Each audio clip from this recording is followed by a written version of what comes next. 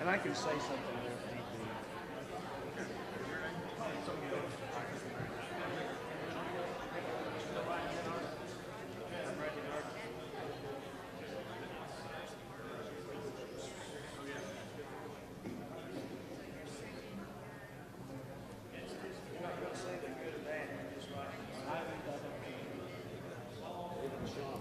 Okay, we're about ready. We're going to wait about 30 seconds.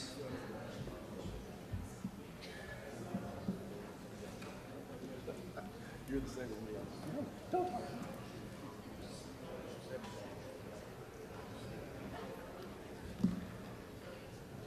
Hey, you do know we passed that you can't use your cell phone to text other council members or talk to citizens during the council meeting. But you take care of personal business or emergency.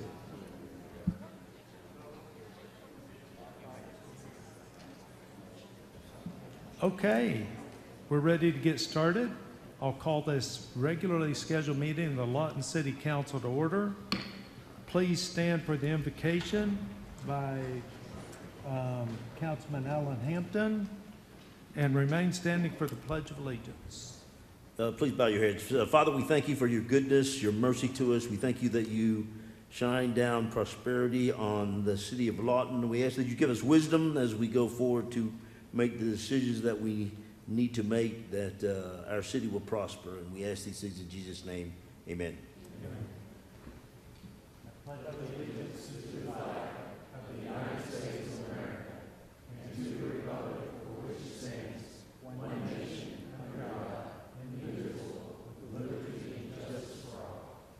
Okay, please be seated and please call the roll.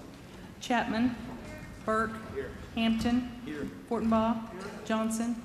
Warren. Hankins. Harris. Okay, we're going to change the order a little bit. We're going to go ahead and do the proclamation for Outstanding Citizen of the Month, Bernita Taylor. So, Bernita, if you'd come forward with the Women's Commission, please.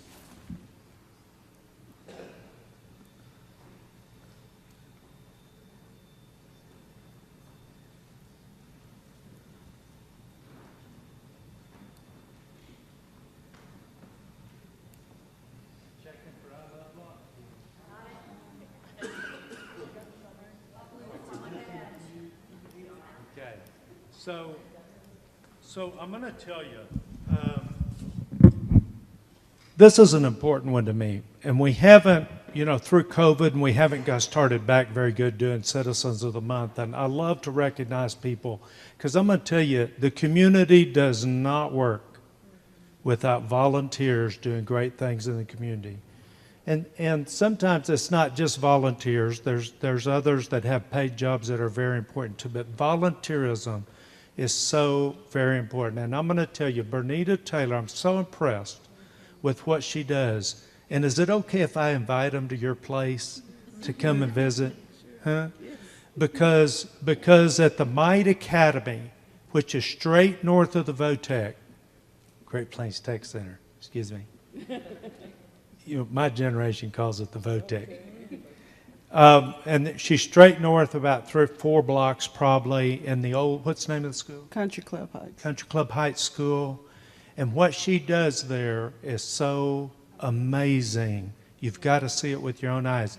And I'm going to read the proclamation, but I'm going to let her tell you in her words what she does, okay? Okay. Hey, let's give her a round of applause. Yeah.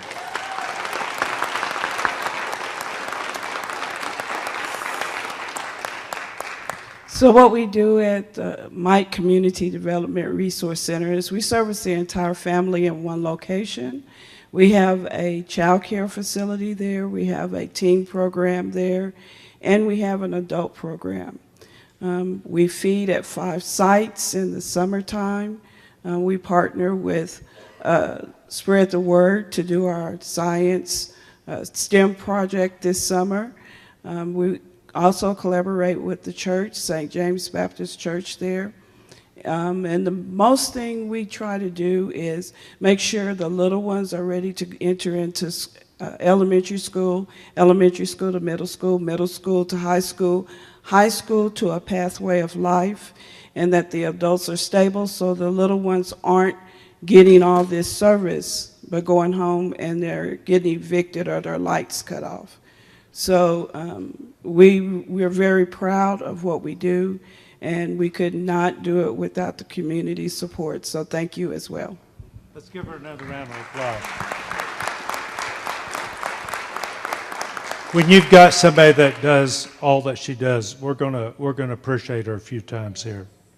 Whereas in February of 2003, Bernita Taylor founded MIGHT Community Development and Resource Center with the vision of the program being to serve the whole family in one location. Whereas since the conception of the MIGHT Community Development and Resource Center, 3 programs have developed under the umbrella of MIGHT. Adults, which is Higher Heights, Teens, the Achievers, and Child Care, MIGHT Technology and Learning Center. Whereas throughout the past 19 years, Bernita Taylor has been a beacon of hope for families and individuals at or below poverty level in the Lawton-Fort Sill community. Whereas the programs have taken individuals and families from homelessness to gainful employment, living in their own place with furniture and able to sustain themselves. This is a result of the relationships and collaborations that Bernita has established in the Lawton-Fort Sill community. Whereas Bernita has a humble heart and always puts others before herself, expecting nothing in return. She's a mentor who possesses the ability to pull the best out of individuals with both their strengths and perceived weaknesses. So I do hereby proclaim Bernita Taylor the Citizen of the Month for October, and encourage the entire community to go visit and see this amazing program. And it's probably best if you don't all show up at once. But I'm serious when I say you need to go see it. It's amazing. Can we give her another round of applause?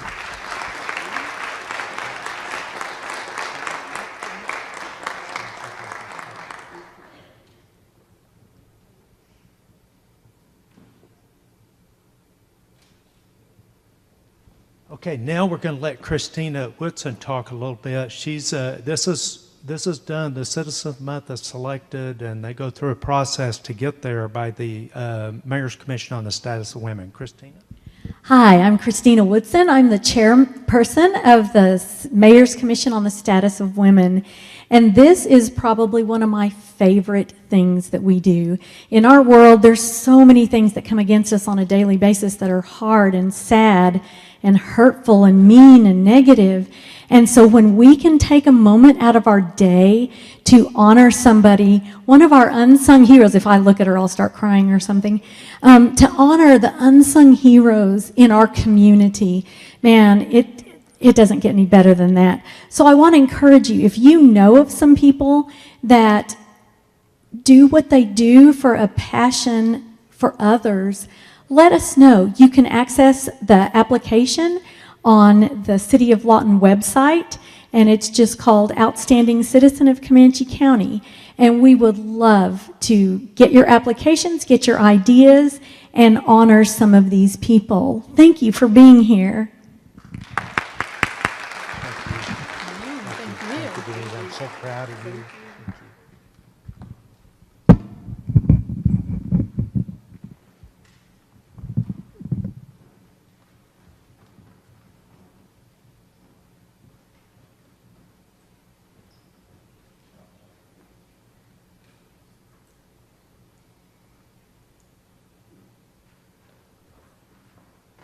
Okay, so we got a little more fun stuff before we get down to work. Presentations, recognition of Lawton Police Department Assistant Chief Eric Carter for FBI National Academy. Michael? Eric?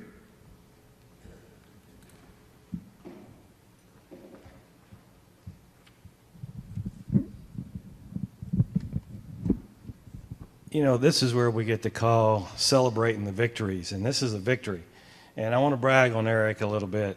And I'm going to read a brief synopsis here of his accomplishment and accomplishments while he's been in the police department. So Eric joined the Lawton Police Department in 2005. Man, I'm getting old. as a police officer before being assigned as Special Operations Detective in 2011. He's worked in the Criminal Investigation Division, and in 2015 was promoted to the rank of lieutenant and assigned to the Patrol Division, but also continued to serve in Special Operations and CID. Carter is CLEAT certified firearms instructor. He served on the LPD dive team since 2007 as a diver and the team supervisor.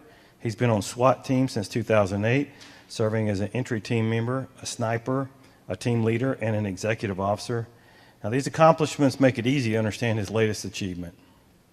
Graduating as a member of the 283rd session of the FBI National Academy in Quantico, Virginia, nationally.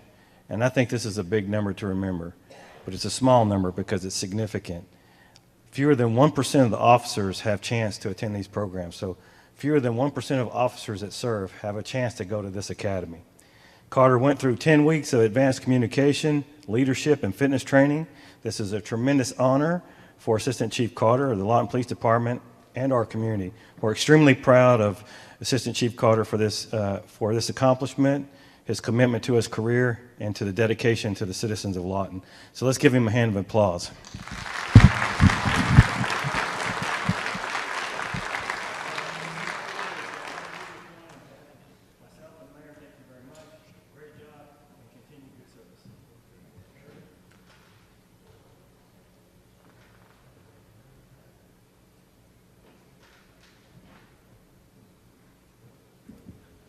Okay, now we have a presentation from Cameron University's Governmental Accounting class.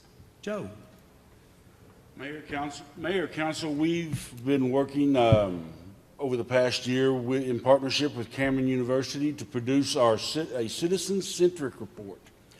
I'm not going to steal much of their thunder. There were 7 reports made in a competition. This was the one that was chosen as the winner.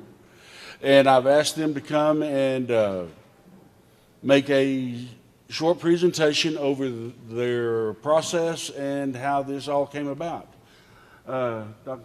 Professor Lanzanita and her class.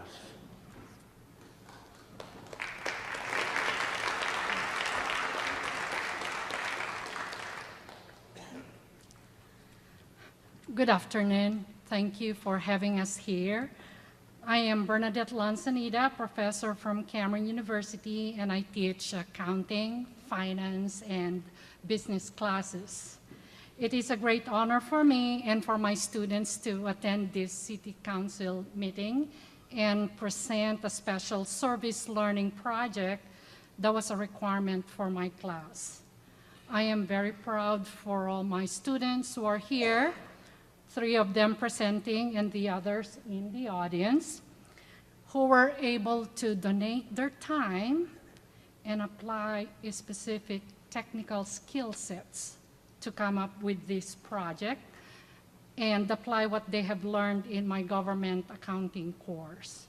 I am very thankful to Ms. Susan Sledge, who is also a former government accounting student of mine, for being on the city side to assist my student in the completion of this project.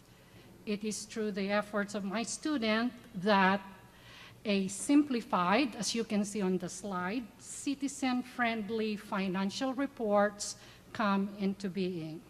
And 3 of my students, we have Tiffany Bass, Natalie Martin, and Taylor Grawley to give you more information about our project.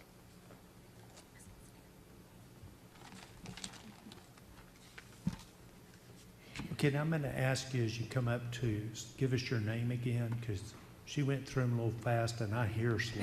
Okay, my name is Tiffany Bass. Tiffany Bass, Yes. thank you, Tiffany. Our group won our government accounting class competition to create a citizen-centric report about the city of Lawton for fiscal year ending June 30th, 2021. The project of the Association of Government Accountants consists of creating a visually appealing 4-page document from different sources available to the public that helps transparency between the government and the citizens. The citizens have a right to accurate information about how the government spends their tax dollars. There were a few suggestions made by the AGA of how to format each page. Our first page includes a a photo of the city officials, demographic information, and population figures. Page 2 includes performance information for key service areas.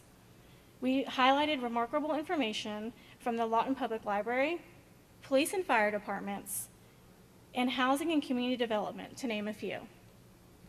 Page 3, we included sources of revenue for the city of Lawton, uses of taxpayers' dollars, and highlighted changes made from the previous year. Page 4 includes an outlook of future of City of Lawton, including improvements and capital projects. The process of this project consisted of planning what information we wanted to include, looking at examples, and locating this information. At the completion of this project, we completed a short summary of the criteria we used to select in our report and why we included it. Hello, my name is Natalie Martin. This citizen-centric service learning project for the City of Lawton helped our class put our knowledge from our textbook and lectures to use. To complete our third page, our group had to locate governmental activities expenses and general revenues and transfers found in the annual financial statements and independent auditor's report for the fiscal year ended June 30th, 2021. This document is 119 pages and difficult to understand without the knowledge of government accounting. Thank you, Professor Lanzanita, for teaching this hard, challenging, and time-consuming class. Our group had to analyze the financial statements while referencing our textbook to find the information to include on this page. This project was important in the learning environment because it allowed us to use our knowledge of government-wide and fund-basis financial statements to apply them to the Lawton reports. While completing this project, we also learned how to navigate the City of Lawton's website to find information. This project allowed our group to become better informed citizens. The layout of pages, use of color, and inclusion of photos and information was completely up to us, so this allowed us to use our creativity and to make our report visually appealing and simplified for the citizens of Lawton to understand. My name's Taylor Rowley. Our group benefited from this service learning project in several ways. We learned how important it is for citizens to be informed on the spending, performance, and future outlook of their government and their city. This can be done through visually appealing and accurate reports like what is presented today. This report can help citizens understand the services provided by their government and the city's current financial status. We also learned how important transparency is when governmental units and agencies make decisions. Throughout this project, we learned the importance of time management, research skills, communication, and overall became more informed citizens of Lawton. We are thankful that Cameron University has offered a beneficial class like this that not only expands our knowledge in accounting, but offers a chance to apply actual knowledge to a service learning project like this. We would like to thank Dr. Vanderslice, Dr. Brew, and Professor Lanzanita. We would also like to thank Ms. Susan Schlutz for her time and assistance in this project. Lastly, we would like to thank the City of Lawton for acknowledging and giving importance to our service learning project.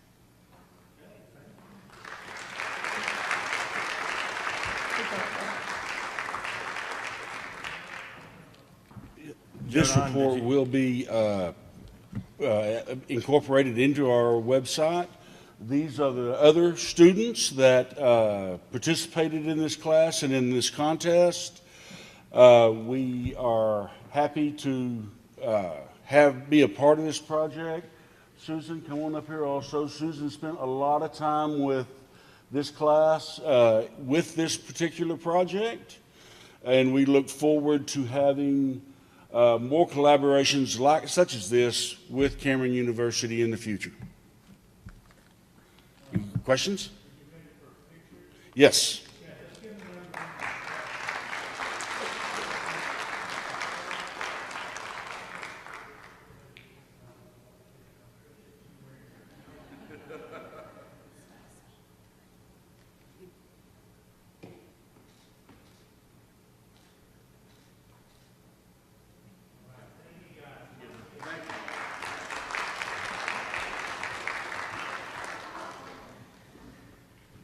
I just got one question, Joe Don. How many of them did you try to recruit during this whole thing? We were trying to recruit every one of them. That's the right answer. That's good. That's great. We appreciate it. We really do. It's great. And we're excited that you're going to stay and see how government works, apparently. Now it's time for the annual report from the Lawton Fort Sill Chamber of Commerce. Krista and team.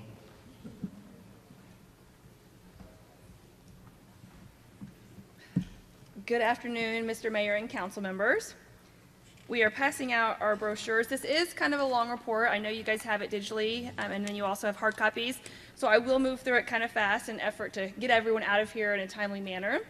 So let's start with our mission. So we have 5 pillars. We focus on tourism, membership services, community enhancement, legislative and military affairs, and education.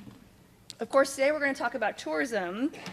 So let me introduce you to some of our staff. You can see the pictures above, but specifically I want to highlight and talk about our Conventions and Visitors Bureau staff. As tourism is the 3rd largest industry within the state of Oklahoma, I want to say our staff is amazing. You know, there's very few people that love Lawton Fort Sill more than I do, and I think my team are some of those people. So join me today in saying hello to Kelly. Kelly's here, and she is our CVB coordinator. We have Stacy, who is our CVB projects coordinator, and Katie Madigan, of course, our communications manager for tourism. We also have Teron Epps, who is our executive vice president. Okay, so like I mentioned, tourism is the 3rd largest industry. The 2021 impact sits at $146 million. We had $12.5 million in state and local tax revenue. This is specific to Comanche County, with 1.2 million overnight visitors. We have $46 million in direct earnings generated by those tourism metrics that were spent within our community, and we participate in creating 2,300 jobs that are centered around tourism. So as you can see, we have a huge financial impact on Comanche County and Southwest Oklahoma. For visitation, we wanted to compare year over year so we can see if our efforts paid off. To be quite honest, we were concerned that we would have a drop this year because we did lead the entire state in travel and tourism in the middle of COVID. We had some of the highest numbers, or we had the highest numbers in the entire state of Oklahoma. But we were pleased to see that we did not experience a drop. We actually experienced an increase over last year. We were very, very happy on our efforts paying off. So on all visitors, to include in-state and out-of-state visitors, we had 6.7 million. That was an increase of 600,000 visitors in the number of days from last year. And then out-of-state visitors, we had 3.8 million with an increase of 427,000. So this visitor heat map is a little bit difficult to see, but you can see we track where all of our visitors come from. That white circle in the middle is our community. We do not track, we choose not to track for this graphic within 50 miles because we consider those day travelers. And we know that they're coming to our community regardless, whether it's to shop or eat or to work. So we don't track those on this map, but you can see that the light orange is the Fort Sill basic training side. The dark orange is the Fort Sill main base, and the pink are visitors that came to Lawton Fort Sill. So this is where they originated from. So we use this in our digital targeted marketing that we're going to talk about in a little bit. So we target those people from those specific areas to make sure when they're coming here, they're spending money in our community and visiting our great resources and things to do, like our museums and their shopping. Our next slide is our visitors by state, as you can see a percentage. So we receive 40% of our visitors from the Texas area, so we definitely market and target down there. We also receive visitors from across the nation. Our market analysis, when we look at that data, it tells us where our top 10 markets are. And this is where we want to be spending our money, spending our time and energy to focus, to bring them to our community, to highlight the great things there is to do within Southwest Oklahoma and draw their interest there. We were very excited to see a shift this year that our top visitors came from Oklahoma City. We know that they're coming for outdoor recreational activities, and when they're coming for those activities, we have the ability to highlight some of our great museums and art attractions and parks, and so we know we were spending money in those areas. And then our counties, and then we also have out-of-state visitors. So Wichita Falls leads the market in the number of visitors coming to Lawton Fort Sill. They're coming from Wichita Falls, so we were excited to see that. Second was Dallas, Texas. We're going to talk about a little bit later Holiday in the Park. We know that 20% of the visitors that came for Holiday in the Park came from Dallas, Texas. We were quite surprised to see that number of visitors coming from that region. We also track down to demographics. We want to know, this is not for people who live in our community, who's visiting our community, and what is their background. We track age, we track their income, their household income, we track the number of people in the household, their ethnic background, and their level of education, among other things, because we want to make sure that we're targeting all genres, all demographics. We want to make sure that everyone has an opportunity to visit and experience Southwest Oklahoma.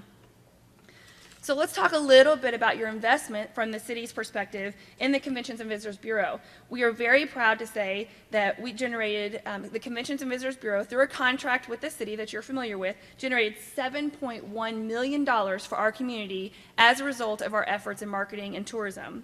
We had 72,000 bookings. So what we call this is this last click data. So we can track that one of our websites or one of our advertisements that we put out there on a third party, someone clicked on that to learn more about our community and then booked in our region. So that's what we call last click data. So we know that our money is being well spent. We also have digital marketing techniques that will come into play for that. But our total visitor spending was $28.3 million. Our hotel occupancy, it was interesting to see the gray is 2020. You can see definitely where COVID hit us there. It was very clear. As a community and as an organization focused on tourism on behalf of the city, we were concerned. We shifted at that point all of our out-of-state spending to in-state targeted marketing. We did outdoor recreational activities. We put billboards next to outdoor stores. We advertised in hiking and biking magazines. And then you can see in 2021, we led the state in tourism activities for our community. And not only that, but we also broke our all-time record high. That's that yellow line above that. Then you can kind of see in 2022, we're kind of coming back in alignment with year-over-year numbers. So let's talk a little bit about our CVB-sponsored events. Part of our contract with the city are pass-through grant dollars that we give to organizations that we seek out to bring events to our communities. So we funded 30 events for 3,600 room nights, which had 11,000 participants. For agricultural events, we hosted 4 events with 500 room nights and almost 6,000 participants. Sporting events, which we have a new sports action council and committee that we're looking to bring sporting events to our community, but last year we funded 9 events with 515 room nights and 37,000 participants. So our total sponsor groups was 46 events for 4,600 room nights with 54,000 participants. Those are just our events. That doesn't include the marketing that we do in that last click data I just reviewed. So the economic impact of those room nights is $341,000. The city's investment in the contract with Convention and Visitors Bureau under the Chamber of Commerce umbrella was $126,000. So that's a 170% return on the city's investment. So, but I know that's a great return on the investment, but I want to say thank you to the City Council for recognizing that tourism is the 3rd largest industry and letting us lead the way in the state for making sure that we're well represented and bringing people to our community. So some of the 2021 and 2022 initiatives, we started a digital marketing campaign. So what this means is that means if you're sitting in Maine and you search into Yahoo or Google, military graduation Fort Sill, we start targeting them. We send them ads about our museums. We send them ads about our community, things to do, shopping and eating, and they're able to click on those and route them to our area. We also deployed other avenues, whether that be live streaming on TV in other states that we know we track and trend, so we know they're coming here. We also track and trend every dollar spent in our community. So we know if a visitor is coming to our community and they spend money, where did that dollar originate? That's how we got the heat map that you saw earlier. So we know that our efforts are paying off, that we are having visitors come from those areas. We also deployed this year what we're calling the Visit Lawton app. This app is a really unique app that it's free to download in the App Store, and we also have kiosks located at the Chamber of Commerce in the airport, and then we're in the process of installation at the PX on Fort Sill. So this kiosk is an interactive kiosk. If you imagine the mall where you go up and you set your route to your next store, only we have pre-designed tours that they're able to select, and then it downloads to their phone. So we have Native American history, African American history, the history of Lawton Fort Sill, and then we have the military history, and then of course outdoor recreation, our lakes and parks. And those are narrated on each stop with community leaders who invested their lives and their time, their energy to make each one of those stops important to our community. That's all free to our people and our citizens of Lawton, but also to visitors. They can also custom design and develop their own tour. So if they want half of Native American history, then they want to eat Italian for lunch, and then they want to do shopping in the afternoon, they can make their own tour, and then it'll download to their phone, and it'll navigate them to the next location while reading that narration. So that's a free service that we're offered as well. We're not going to talk too much about Holiday in the Park because we've got a whole presentation coming up on that, but we have 70 sponsors with over 50 new displays, with over 400 volunteers, and last year we had 100,000 visitors, with 20% coming from Texas. So we also place multiple publications and digital marketing collateral, imprint digital marketing collateral. So these are two of our most popular. We had 7,500 requests for the See What We See guide. This is a no-wall everything of anything you want to do within our community. And then we had 2,700 requests for the mural brochure. All of these are free to our community and visitors. On a regular basis, every day, we have people come in asking for our brochures and our guides. So the next slide shows us the exact number of print materials that we distributed. So we distributed last year over 170,000 print materials focusing on our community. And you can see the pictures below are just a few of what we've done. The outdoor guide, the restaurant guide, of course, our business and visitors guide, and the numbers above talk about the exact numbers. So I know the Chamber is not part of the Conventions and Visitors Bureau, but it is in partnership with the city, and we want to talk about some of the great stuff they do as well. So we had 117,000 business referrals through the Chamber. That means someone made contact with the Chamber and asked for a business within our community that could perform a service, and we referred 117,000 times. We had 39 jobs posted, business events, we held 20, 25 ribbon cuttings, and 12 educational luncheons. We have changed our format that our educational luncheons and our ribbon cuttings are open to the public to attend. They are not exclusive for Chamber members because our main goal is to get education out to the community. So some of our community enhancement that we do focus on under our contract with the city is the Armed Forces Day Parade and Celebration. This is just two very high-level ones when we do dozens and dozens. It is the longest running and largest Armed Forces Day Parade in the entire nation. So we're very proud of that, and we're very thankful for the community's participation and the military participation as well. The community just lights up with joy and excitement when you see the kids' eyes, when they get to see the tanks and the soldiers marching, but then also the school bands and the civic organizations that come out and participate. This year we did our second annual school drive. Last year we gave out over 250 backpacks, and we realized that wasn't enough. So this year we doubled down our efforts, and we provided over 500 backpacks filled with school supplies to local families. So we were excited about that as well. Our legislative and military affairs is one of our key components because we do have Fort Sill here. We want to make sure that we're fighting for our veterans and our citizens as well to make sure that we always keep Fort Sill here and keep them safe as part of our community. So we do what we call the DC Fly-In. People in our community are invited to join the Chamber of Commerce and the Conventions and Visitors Bureau on a fly-in trip to Washington, D.C., where we coordinate meetings with legislators.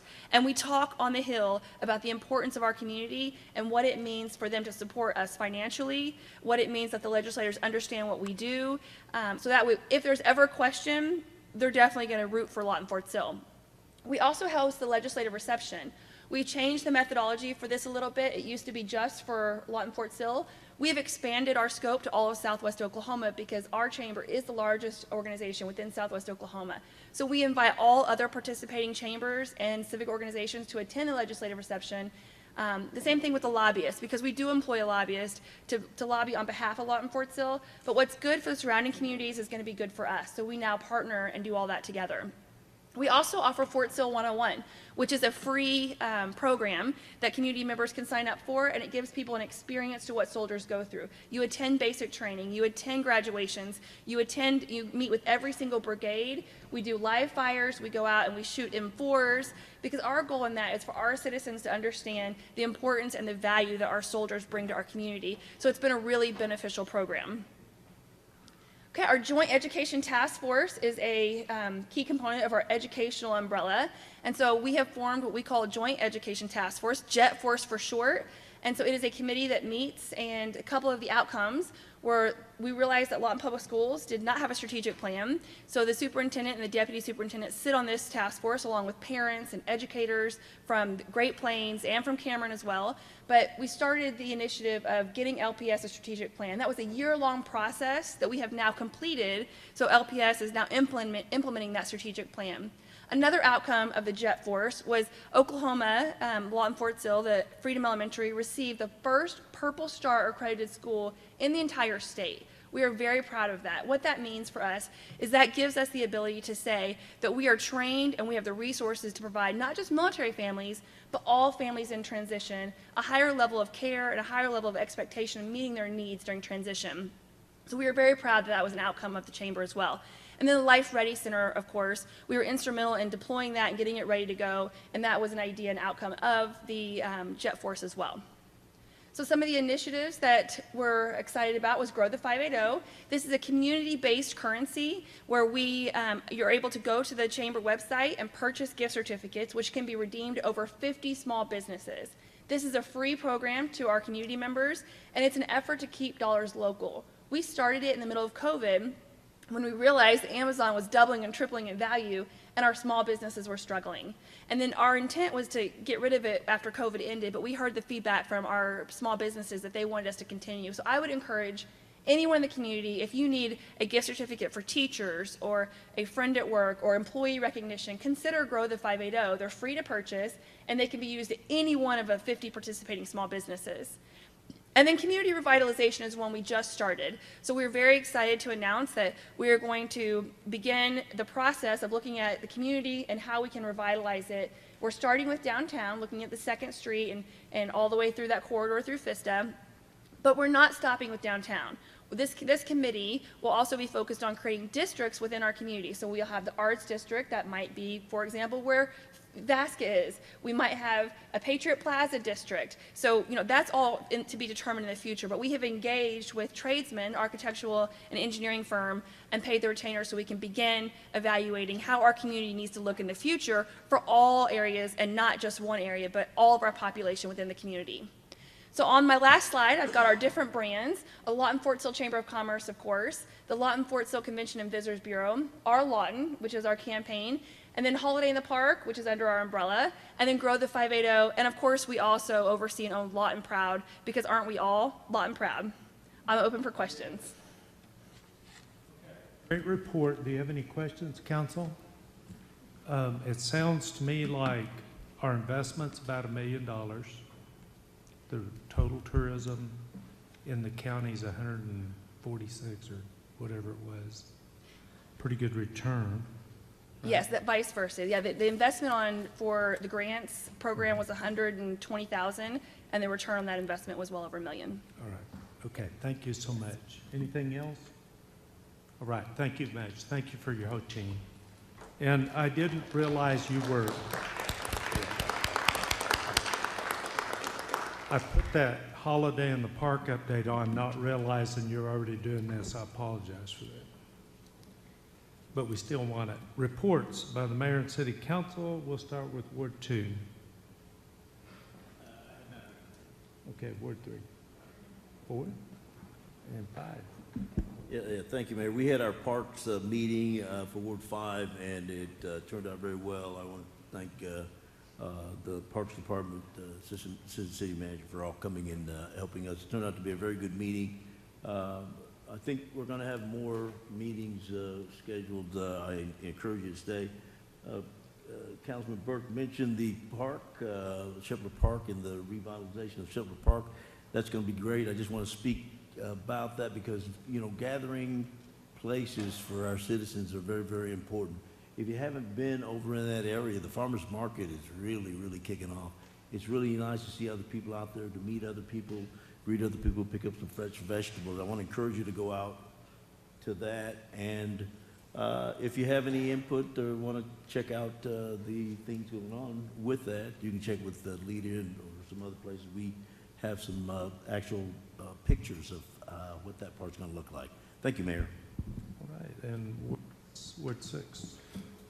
I'm really happy about the citizen participation lately. Lately, we've been talking about parks in Ward 6 and 7, and we have a meeting coming up on Thursday at 5:30. But I've gotten a lot of calls, and that is, I wish people would reach out to us more, because a lot of times we're up here and we're not really sure what to do. But I know for sure, at least about one park, what the citizens want, and so I have to give them what they want. They're asking for it. The bus station stuff, that was a very hot topic. and the citizens had a major impact on that. So call me anytime, email me, whatever you want to do, but it is very helpful. If you want to come to the meeting on Thursday, Ward 6 and Ward 7 parks, we're going to talk about them all.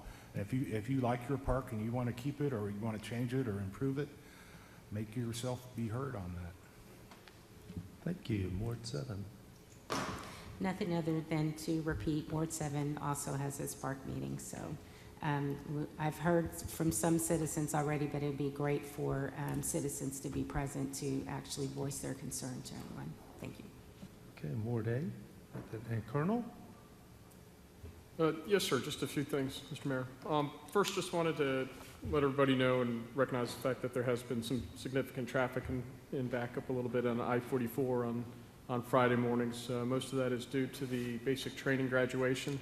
We're continuing to look at solutions, short-term solutions, to help move those families that come in to see their children graduate, and then also looking at some potential long-term construction or solution to help that as well. So we've got an eye on it, and we're trying to work at it to make it better so there's not such a long line on the interstate. Just so everybody else knows what we've got going on, we're going to follow the same hours of trick-or-treating as Lawton does, so we'll do that on post on Saturday evening as well. And then, Mr. Mayor, I think just some other notes that we talked about in our little working group. We will be looking at to do the service to the soldiers on Thanksgiving on the 22nd and 23rd of November.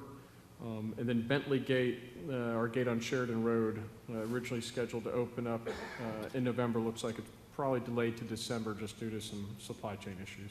So more to follow on that. Awesome. Thank you, Colonel. Thank you, sir. Appreciate that input. Now we move on to audience participation. Anyone having an item of business to present to the City Council that does not appear on the agenda, please come forward at this time. And Greg Allen Smith, 108 Southwest I Avenue.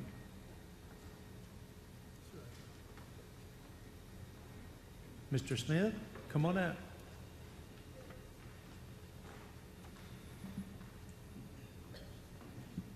Okay, you live at 108 Southwest I, and you're speaking about 112 Southwest I, right? Yes, it's been a nuisance property for years and years. I've got a code down as far as property maintenance, 6-5-1-503. That's on the maintenance. The nuisance property is chapter 15, 15-1-101, 15-1-103, 15-1-104, 15-1-105. Back to the drainage deal that I've complained for years, 19A-1-2-123, 19A-1-2-125. Another drainage issue, 15-3-303. The main reason I'm here, I got a ticket for parking on grass in my backyard. Neighborhood Services sent me a letter September 27th saying that I'd been parking on the grass in the backyard. When Smith and Pickles done Guy's Body Shop building or whatever, the inspector that was over there, I kind of tried to find out what, I knew I was industrial neighborhood, but he kept calling it commercial. To this day, I haven't seen anything presented to me to say that from Railroad to Second is commercial. To me, it's, and all on paper and everything I've seen, it's Industrial 1. It makes a big difference in the codes and all that kind of stuff. That's why when the inspector kept saying, this is commercial property, this is commercial property, I beg the difference. Back to my original deal while I'm here, the parking on the grass. I was kind of told that parking in my backyard kind of went with buying my house. I looked up this 15-5-503. I can get a permit from somebody, I don't know who, that would go along to the property so I could park in my backyard and work on my vehicle. Does that make any sense to you, Mayor? I understand what you're saying. The challenge is we can't have a conversation back and forth. State law says that we can't have a conversation if it's not on the agenda. But what we can do, Mr. Smith, is direct you to the city manager. I've been there with him for years. Remember me? Remember all the problems I've been having? They're still happening, even worse. Okay, And I'm we the can't- one standing in front of you with a ticket over parking on the grass. Okay, let's go at it this way, because we can't converse back and forth. I'm going to give this to the city manager. She's got your contact information, and we'll assign the council person over this Ward 108 Southwest I. Thank you. Is that you, Mr. Hampton? To be engaged in it, okay? Yes, sir. All right, here, I'll give this to you, Councilman. Thank you for coming. And who else would like to come? Yes, sir, please state your name and address for us. Yes, sir. My name is Michael Sneed. My address is 1418 Northwest Logan Avenue here in Lawton. And I hope I'm not out of order because I don't have any of the ordinances, numbers, and things of that particular nature, but I do have some issues that I think that needs to be brought up. First of all, I'd like to thank that Chamber of Commerce for that beautiful accounting annual report that we had, because there's a lot of things that I didn't know that we had here in Lawton, but I do now. But the thing I'm asking for right now is help. Right now, I currently live in Ward 2, and my concern is, first of all, I learned in the Army that you start from the lowest level up. I started with my city councilman, Mr. Harris, then I went to send a text to our city manager, and then finally, Mayor, I sent a message to you, which you responded to it, and I do thank you very much for responding to that. However, I have 3 burnt out facilities or houses, and one, I believe that was a nursing care area that's in my area, which I think is a nuisance. I understand there's a problem with funding to try to tear that down because it has asbestos in it, but it needs to be torn down. It's if we did have neighbors come from different parts of the community, cities outside of Lawton, they come through that area and look at the homes and stuff that are burnt out and just in a really a ragged condition. We've had, and I understand the areas where we have the bulk pickup, but it just burns me to my core to have bulk pickup on one day, the very next day, the same house has bulk pickup that needs to be picked up, and we need to look at that for another month. We make ordinances about picking up the trash cans. I don't understand why we can't make an ordinance about that. Poor road conditions that we've had, I've spoken to Mr. Harris about the road conditions, and from my understanding, he's been promised that at the end of last year's school session, because it's right next to a school, that they were going to work on that. As of today, there's still no work that has been done. The only thing I see that has been done is putting out gravel and putting out some red flags out there. And, I had to have an alternate route just to go to where I want to go, because I don't want to run my car across those particular areas and have front end alignments. Yes, sir. I'm closing right now, Mayor. Thank you very much for the opportunity to give my presentation. Okay, thank you, Mr. Sneed. Appreciate you coming. Tell your dad I said hi, would you? Thank you. Okay, and anybody else? Did you want to speak, sir? No, I'm the first one on the agenda. Oh, okay. Okay, is there anybody else that would like to come forward and speak under audience participation for any item that is not on the agenda? Seeing none, we'll move on to the consent agenda. The following items are considered to be routine by the City Council and will be enacted with one motion. Should discussion be desired on an item, that item will be removed from the consent agenda prior to action and considered separately. Council have a request to pull 9, 13, and 14. Any others? A motion? Make a motion to approve the consent agenda as presented with the exception of item number 9, 13, and 14. Do I have a second? Second. A motion and a second. Please vote.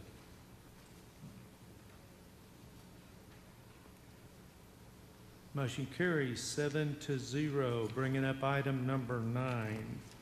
Accept the annual ADA report that outlines completed ADA accessibility projects and work done towards compliance, and the money expended on each project required by the settlement agreement between the city and Joseph Harper and Vivian Wheeler dated December 9, 2013. Joe Painter. Hired. That whole group. I know, that's what's that about. Not a good sign, is it? I tell you what. We just wanted to tell you the good news about the ADA compliance is that Mike can give you a full report, but the main thing is that we wanted to point out that we were supposed to reach a number of Over the course of the 10 years in the settlement, the total required numbers would add up to 3.05. They would add up to $3.05 million. And thus far, through 8 of those years, we're better than 8.3 million. So we're way surpassing what we were required to do. As far as the dollar amount goes, we set it a long time ago, and we're crushing it. Okay, so we're way above what we were required to do. That's Yes. your point, right? That's the Lots point. of projects. Lots of projects and lots more coming up. I would expect by the end of the 10-year period, we'll probably be somewhere between 11 and 12 million Okay. that we've actually funded and facilitated. Council, you have any questions or comments?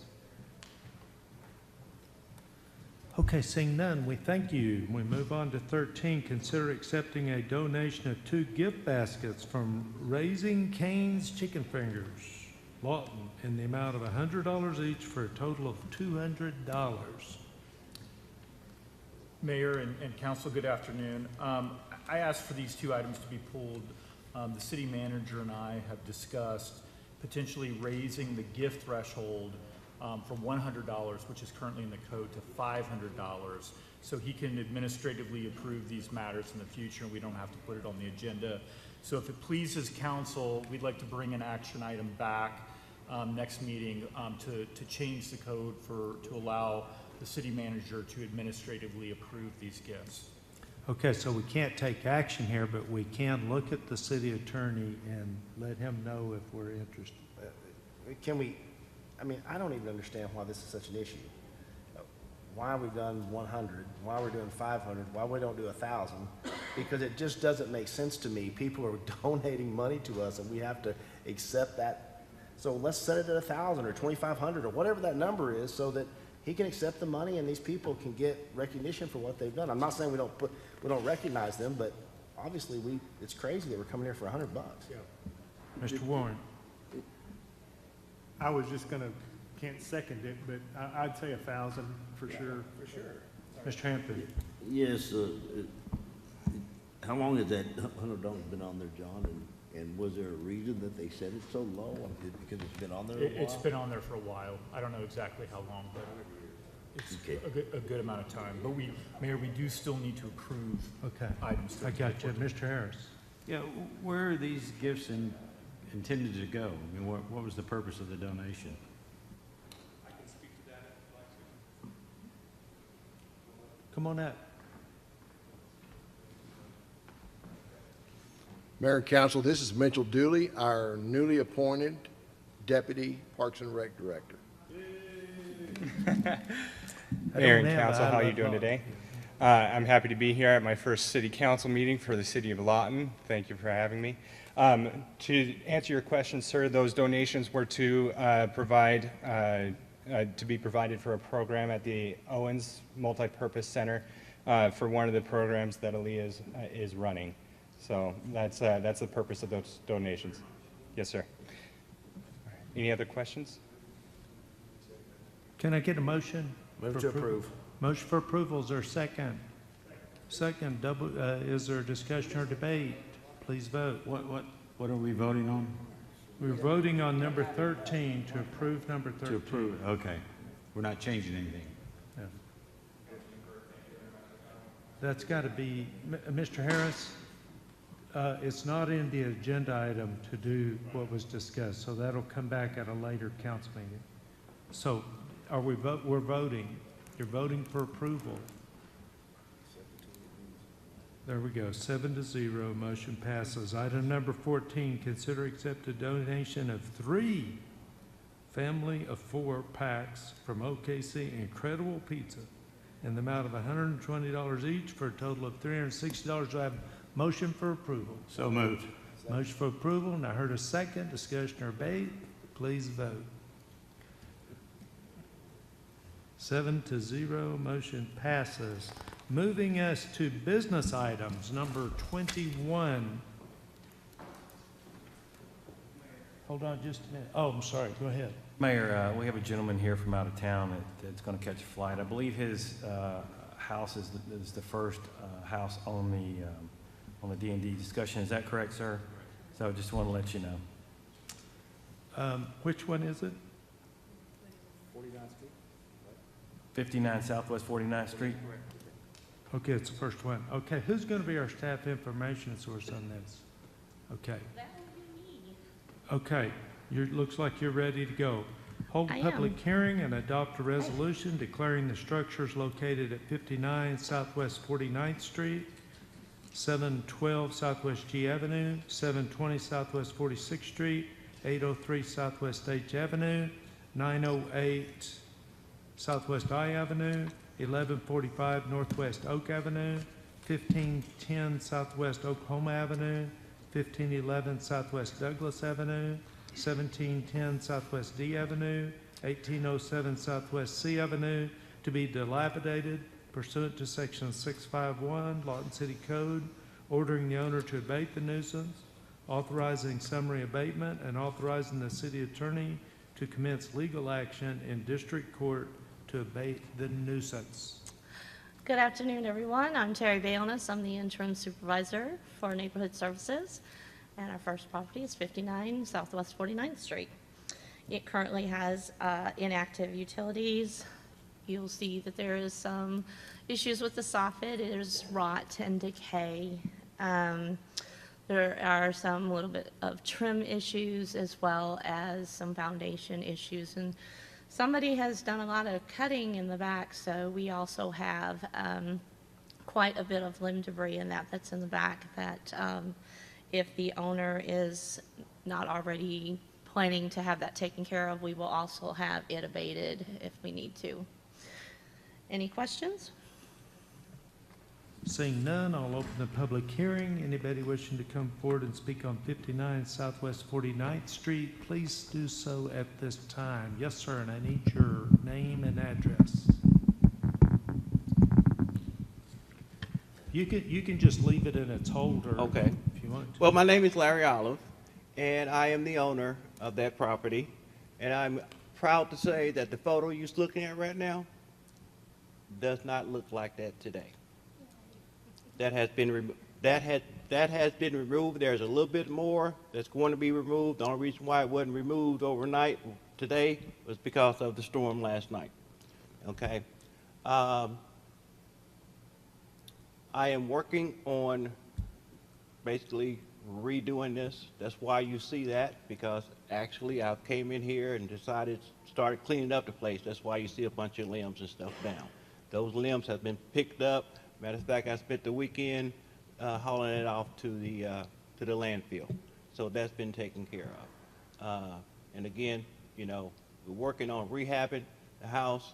The photos, as you can see, I was out on the first Labor Day weekend to make sure that the house was secure, that it wasn't being, you know, vandalized or anything like that. So that's why you see it boarded up the way it is.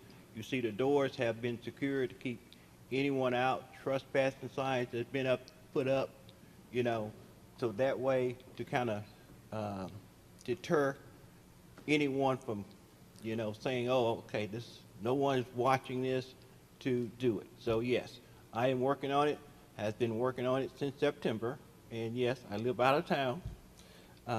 But to tell you a little bit about me, I bought this house back in 1997, because that was my second tour here at Fort Sill as a maintenance officer.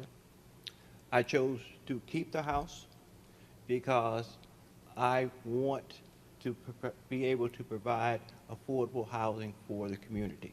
And let me say this, you can love Lawton and not live in Lawton, okay? And I'm before you today because, as Mr. Hampton says, you know, started off the prayer, we need mercy, and yes, I need a little opportunity to finish what I've started. Okay, one thing, number one, thank you for your service, and thank you for caring about Lawton. We're not here to tear your house down, just so you know that. That's not our goal, okay? Our goal is that you fix it up and your neighbors are happy and your neighborhood's happy, right? So all we're asking is, even if we put this on the D&D list, which all it's gonna ask you to do is get a permit with the city, that they're gonna come out and make sure that everything's done the way you say you're gonna do it. Okay. And once that's done, and if it takes you a little longer than you expect, you go back and ask for an extension. They work with you. They'll help you. We're here to help you. We're not here to tear your house down. That's not Okay. our goal. But if we have it where if you are put on the D&D today, be assured that we're going to work with you, and I know staff is here. They'll work with you to make sure that you know what has to be done to meet what they need to have done. Okay. Sounds great. All right, well, she did. Sir, I think that it's very important for you to do, just as Councilman Burke said, because we want to see progress along the Yeah. way here, and it's got to be done in a timely way. Yes. Because we're really trying to clean up Lawton and the neighborhood, so I hope that you would, even though we may put this on the list, you still, as Councilman Burke was telling you, you have the opportunity to work with the license and permits. Okay. And I would just ask one question since you said that. Since I am out of town, I would like to get, I don't know who I need to talk to kind of get an idea of a time frame, so I would know. Okay. All right. Thank you, gentlemen. As I was telling the city manager, I have to leave. I have to be back in Dallas to catch a flight. Okay, you travel safe. Is there anybody else that would like to come forward and speak on 59 Southwest 49th Street while we have the public hearing open? Seeing none, I'll close the public hearing. Council? Mayor, Council, I move to approve a resolution declaring this structure on the property a dilapidated and public nuisance and authorize the abatement thereof as set forth in the resolution. Second. A motion and a second. Discussion or debate? Please vote. Burke. Yes. Hampton. Fortenbaugh. Johnson. Warren. Harris. Chapman. Yes. The motion carries 7-0. 712 Southwest G Avenue. Okay, 712 Southwest G Avenue has inactive utilities. It is one of our fire damaged structures. It has quite a bit of debris, which the staff will address if the owner is not actively working on it. You can see that some of the fire damage actually messed with the siding and whatnot, so the accessory structure is also secured, but in just about as bad a shape. Any questions? Seeing none, I'll open the public hearing on 712 Southwest G Avenue. Anyone wishing to speak on this item, please come forward at this time. Seeing none, I'll close the public hearing. Council? Thank you, Mayor. I move to approve the resolution declaring this structure on this property a dilapidated public nuisance and authorize the abatement thereof as set forth by the resolution. Have a motion. Did I hear a second? I do have a second. Discussion or debate? Please vote. Hampton. Yes. Fortenbaugh. Johnson. Warren. Harris. Chapman. Burke. Yes. And the motion carries. Brings up 720 Southwest 46th Street. Terry. Yes, sir. Okay. 720 Southwest 46th Street. This I think I can save us a little time, if it's all right. My name's E.J. Buckholz. I represent Arvis Bank. The bank got Sir, a... speaking to the microphone. My name's E.J. Buckholz II. I represent Arvis Bank. We got a notice. This is Eric Wiley, Karen Wiley. They're the owners of the home. We have retained a contractor to rehabilitate this house. We don't object.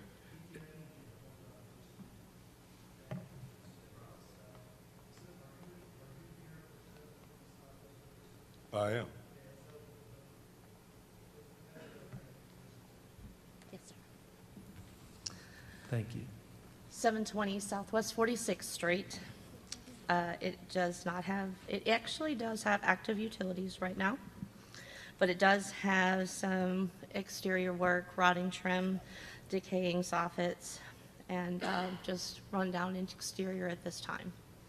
Okay, and that does, we just want to clarify, that says Ward 23 back there, but it's Ward 3. Yes, Ward 3.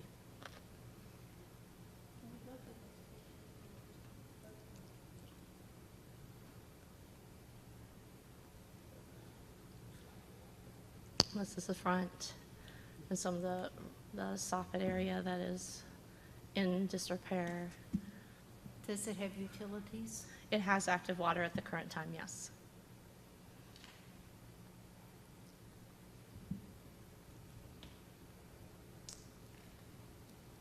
Any questions? Or any other questions? Seeing none, I'll open the public hearing on 720 Southwest 46th Street. Anyone wishing to speak on this item, please come forward at this time. Mr. Buckholz. Yes, sir. Thank you, Mr. Mayor. My clients, I represent Arvis Bank. We agree, and do Mr. Wiley and Karen Wiley, this house needs some rehabilitation. Just for the benefit of the council, they have retained a contractor who's going to start fairly soon to get this house rehabilitated. We understand when you put it on the list, they got 60 business days to come in and apply for a permit. It goes off the list, and the city will monitor the progress of this house. But let me tell you the reason that this property's like this. This property has been vandalized 6 or 7 times. They tried to do some of the work themselves. They would get started. Somebody come in and vandal. They've taken all the copper out of the house. So any help the city of Lott could give these good folks to enforce the law in that part of town would be greatly appreciated, because they would be here if it wasn't for the vandalism. So we are going to rehab the house. Okay, so the city attorney has some clarification from a statement that you made. Sir, I just wanted to let you know it's 30 business days from the day it goes on the list. Denise in planning told me it's 60. Whatever it is, it is. I think it's 6 weeks, it's 30 business days, right? Yeah. Okay, council, do you have any questions? Eric, do you have a particular attachment to this house? Yeah, it was my dad's house. My dad had a stroke, and I became.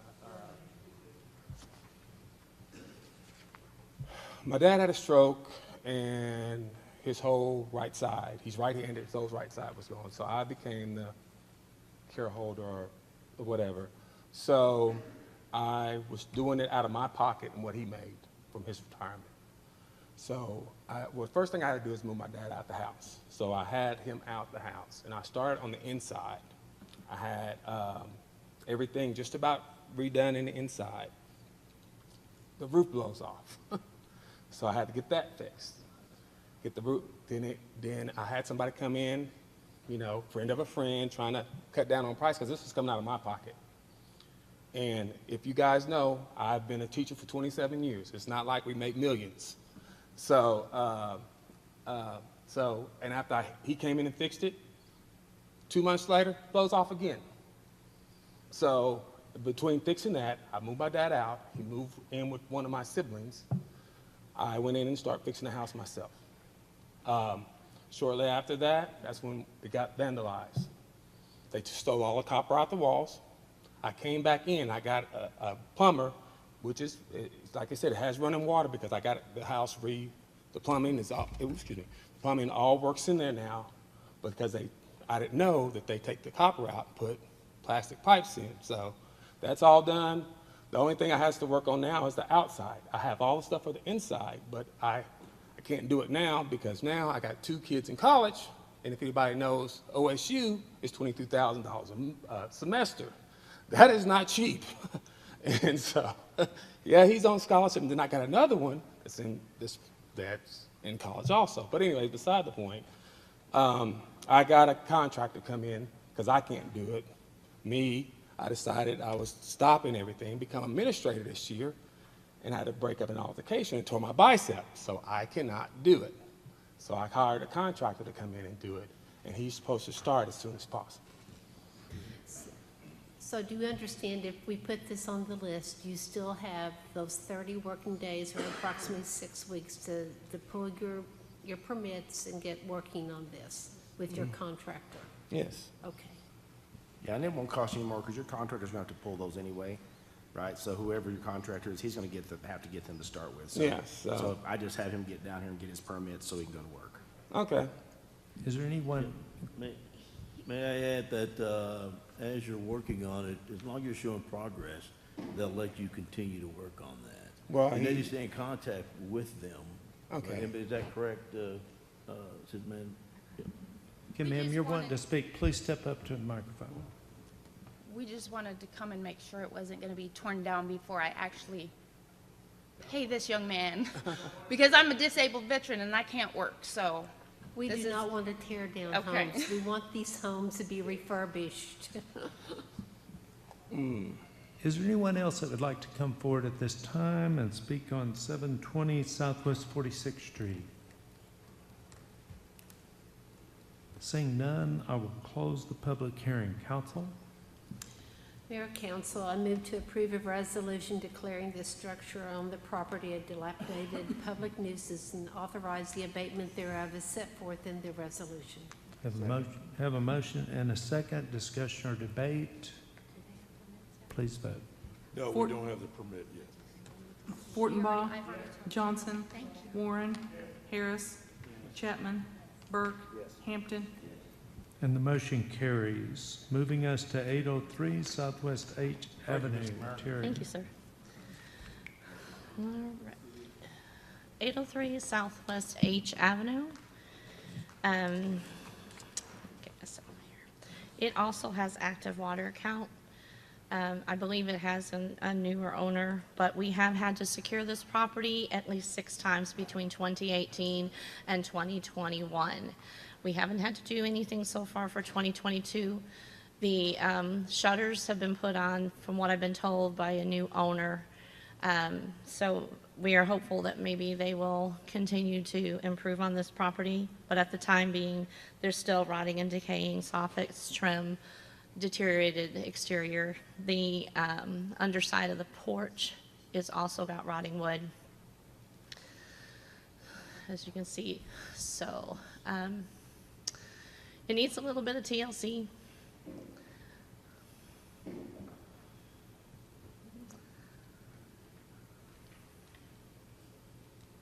Any questions?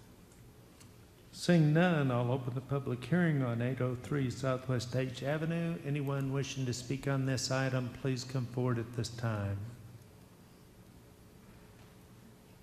Seeing none, I'll close the public hearing. Council? Yes, Mayor. I move to approve a resolution declaring this structure on this property dilapidated and public nuisance and authorize the abatement thereof as set forth by the resolution. Is there a second? A motion and a second. Discussion or debate? Please vote. Johnson, Warren, Harris, Chapman, Burke, Hampton, Fortenbaugh. Motion carries. Moving us to 908 Southwest I Avenue. 908 Southwest I Avenue. Terry. 908 Southwest I Avenue has inactive water. It has rotting and decaying wood around the structure. It is also a burned structure, so there's areas of this structure that we cannot secure. As you can see, the back part of the structure is just severely damaged by the fire. So it is not only a blight to the community, but it's also a hazard since we don't have any way to secure the structure to keep anybody out of it, and it's in bad shape. Any questions? Seeing none, I'll open the public hearing on 908 Southwest I Avenue. Anyone wishing to speak on this item, please come forward at this time. Seeing none, I will close the public hearing. Council? Mayor, I move to approve a resolution declaring this structure on this property dilapidated public nuisance and authorize the abatement thereof as set forth by the resolution. Is there a second? Second. Motion and a second. Please call the roll. Warren. Harris. Chapman. Burke. Hampton. Fortenbaugh. Johnson.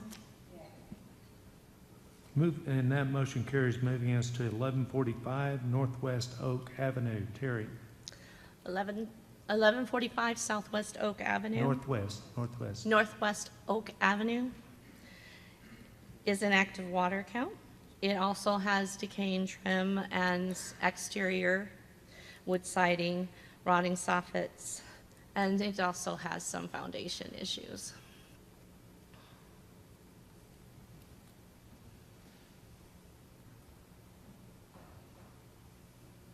Any questions? Terry, is it occupied? No. Okay, I just saw that truck in the driveway. Any other questions? Seeing none, I'll open the public hearing on 1145 Northwest Oak Avenue. Anyone wishing to speak on this item, please come forward at this time.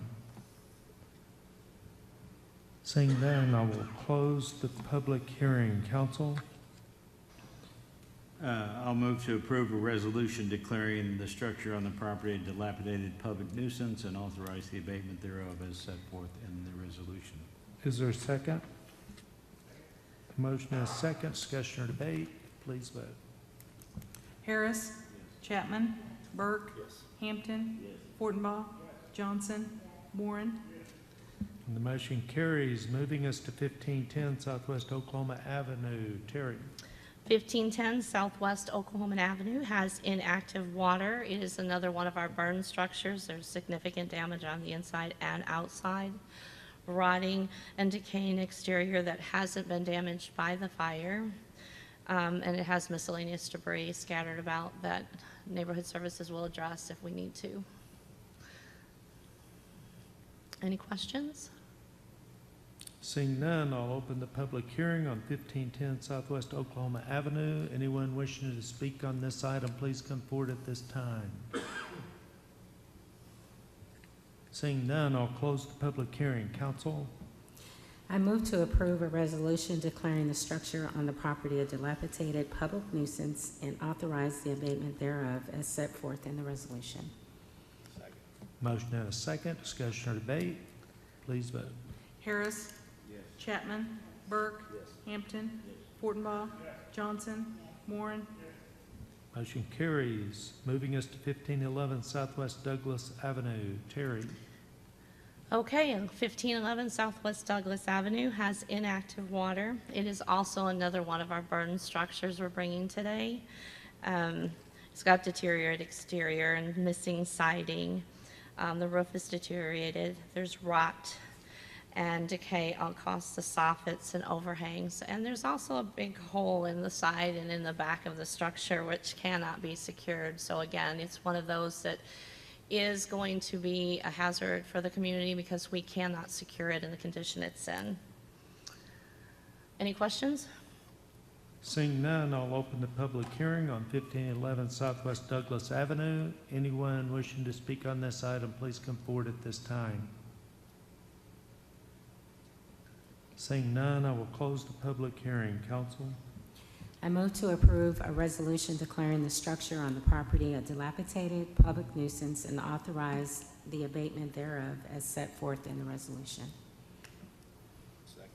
Motion and a second. Discussion or debate? Please vote. Chapman. Burke. Hampton. Fortenbaugh. Johnson. Warren. Harris.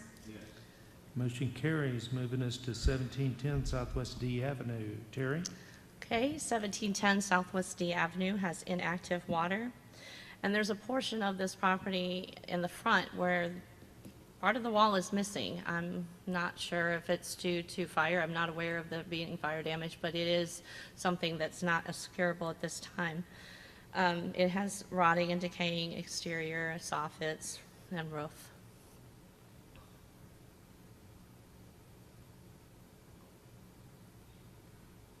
Any questions? Seeing none, I'll open the public hearing on 1710 Southwest D Avenue. Anyone wishing to speak on this item, please come forward at this time.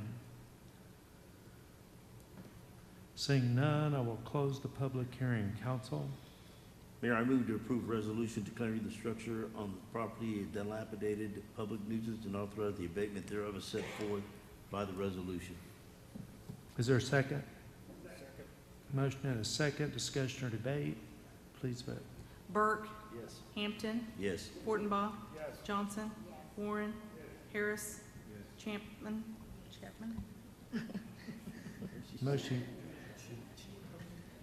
Motion carries, moving us to 1807 Southwest C Avenue.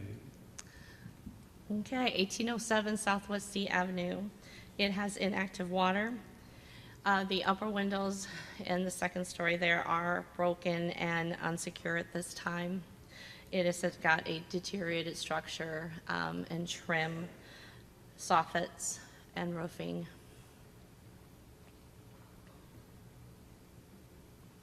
Any questions?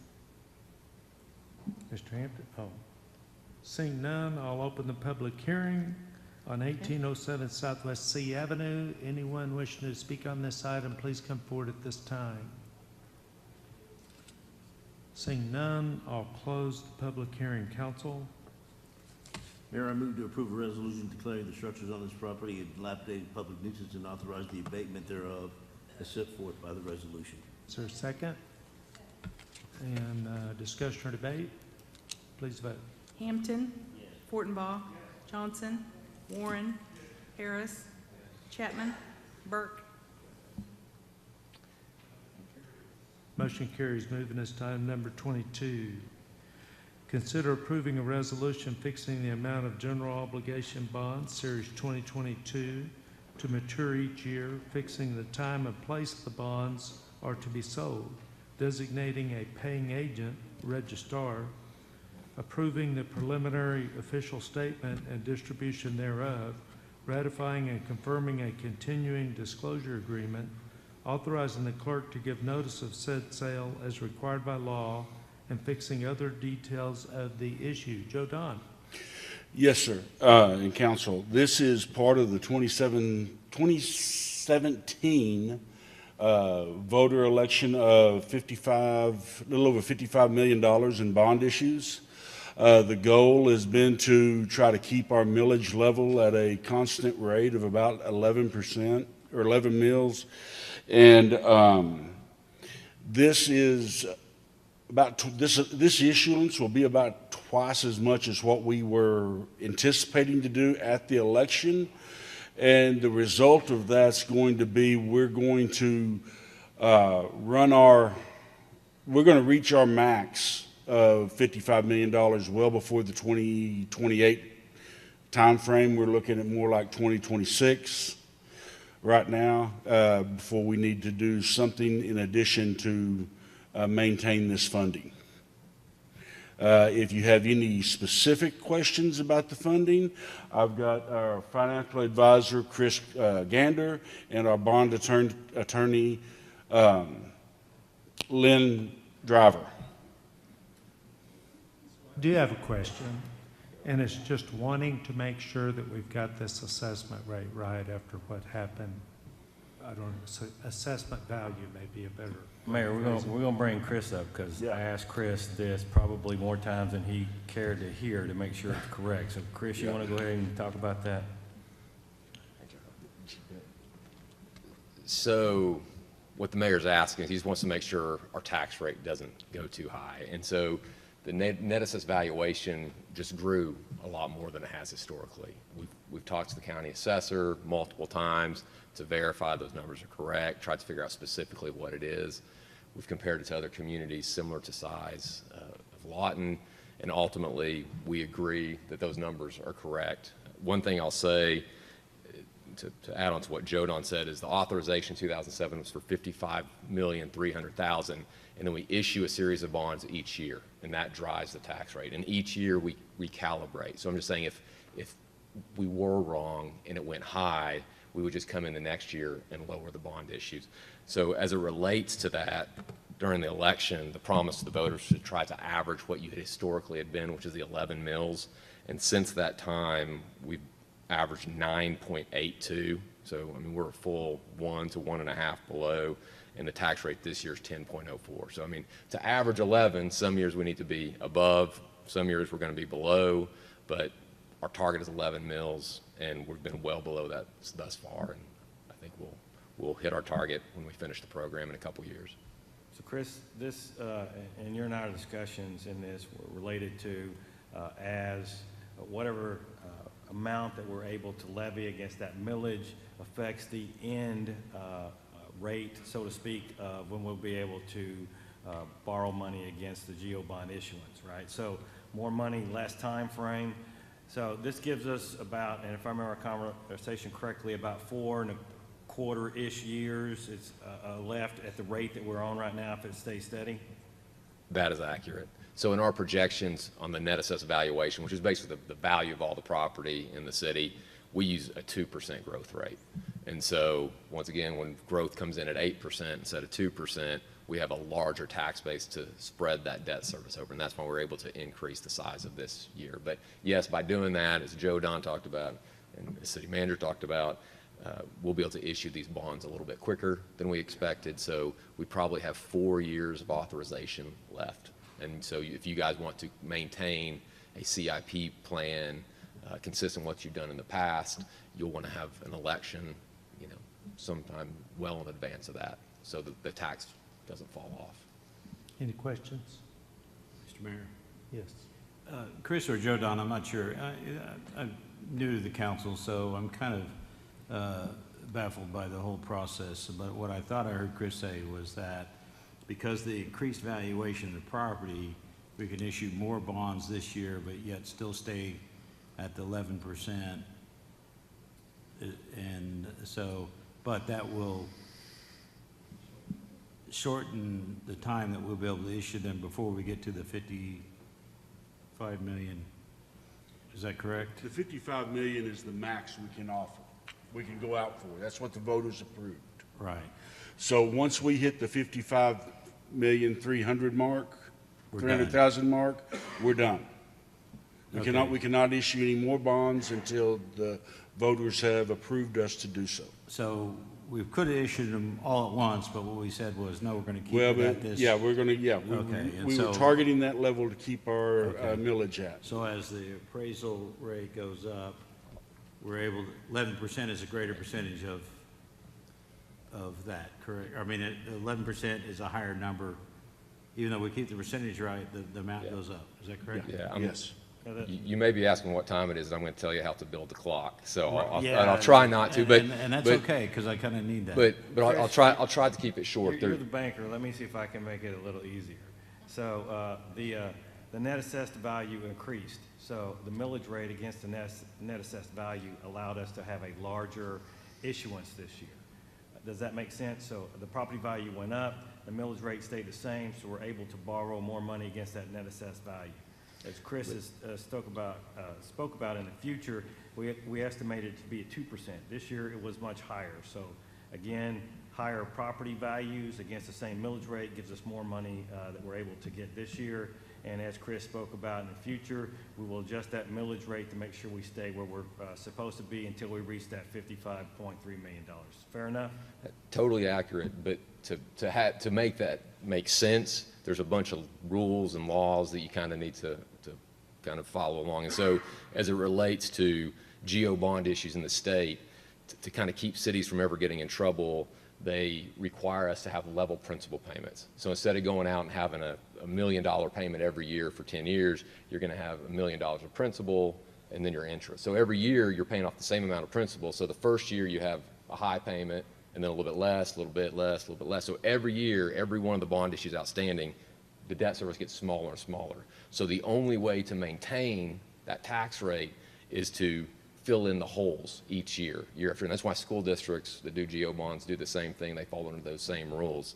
And so that's the reason there's this annual issue year after year. I knew I should have spent more time in algebra class. We have a motion? Questions or a motion? Move to approve the resolution. Motion for approvals or second? We have a second. Discussion or debate? Please vote. How many votes this take? The only thing we didn't say is what we're actually doing. I don't think it does. The only thing we didn't do is say what we're actually doing. I'll add while they're talking, the main thing we're doing here is setting the date, time, and place when we're going to sell these bonds. So this is sold through a competitive process. We'll be back on November 8th with bids in hand, and at that time, you'll award the issuance of the debt to the lowest bidder. Okay, this vote is 5. Yes. The next one is 6. I don't know what the next one, what's the next one? I think we just have the one on this one. Yeah. All right, so any further discussion or debate? Please vote.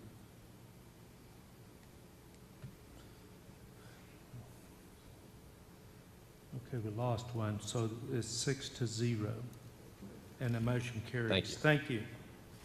Thank you. Before I move on to 23, I'm going to say that inflation has eroded the 55 million. At some point, we're going to have to face the fact that we are not going to be able to finish all the roads that were promised to the citizens, and I think at that time, we should bring up the bridges that we're having issues with and discuss going back out to the citizens for that. Now we move on to item 23. Receive an update from the Holiday in the Park Committee, reference Elmer Thomas Park decorations with discussion, and provide direction to staff if desired. And Krista is going to bring this, and again, I apologize to you for, I didn't realize you were already making one when I put this, but I get so excited about Holiday in the Park, and I know you've been out there with a bunch of volunteers. Yes. Working, and city staff's been out there helping too, I think. I want to comment before you get started that Krista, just this last week, was awarded the Executive of the Year by the State Chamber of Commerce. I think we ought to recognize her for that.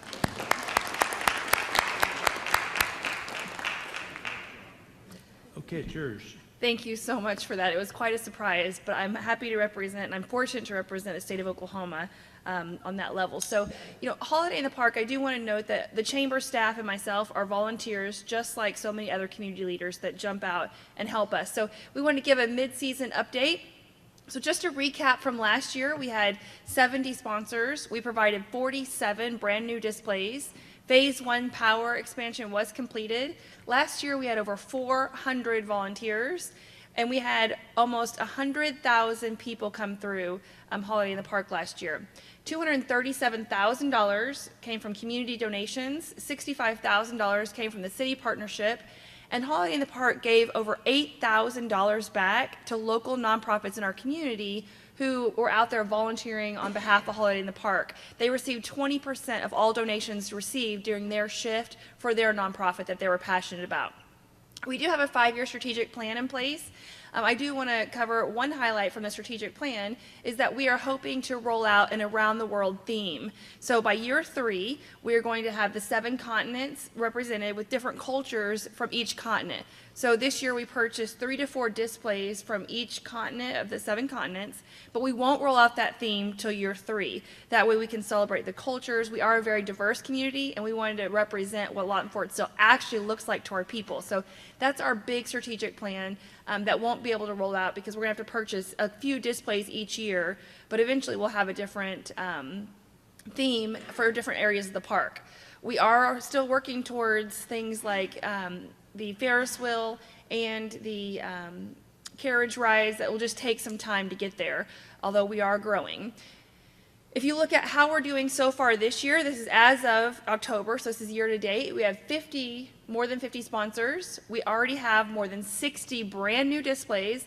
And when I say displays, we're not talking about the displays you're used to seeing for Holiday in the Park. We're talking about 10, 12, 15, 20-foot, and in some cases 40-foot long and 40-foot tall displays. We have the largest displays in the state of Oklahoma, along with Oklahoma's longest pedestrian tunnel. So we are really making statement pieces out of this. So when we do displays, we're doing nice, big, beautiful, and expensive displays.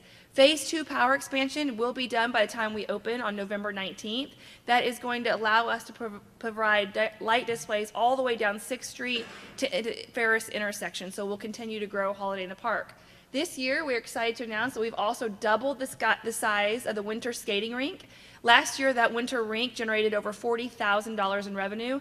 Plus, we were able to offer free skating events for certain populations within our community to come out and experience something that they would never be able to experience otherwise. We've only had 3 days of work so far, but we've already had over 200 community volunteers. Keep in mind that those are soldiers from our local installation, those are community leaders, those are bank presidents, those are civic leaders in our organizations in our community. So I am so thankful to all the volunteers who have stepped up. That is already thousands of hours of volunteers that have stepped up. We will have over 230 volunteers that have already signed up to work the donation house throughout the entire season. Because although Holiday in the Park is in partnership with the City of Lawton, we're primarily run off donations and volunteers. Already this year alone, we have raised over $160,000 in community donations through Holiday in the Park, and of course the city partnership of $85,000 that we're investing wisely in growth and development for Holiday in the Park. This is just an example of our different levels. We have levels of all size for everyone to be able to get involved, all the way down to $250, but we do offer sponsorships all the way up to $10,000 to help sponsor that ice skating rink. These are some of our community leaders that have stepped up to sponsor our events this year, just to kind of give you a recap of that. And then our attractions, like I mentioned, we're going to double the size of the skating rink this year.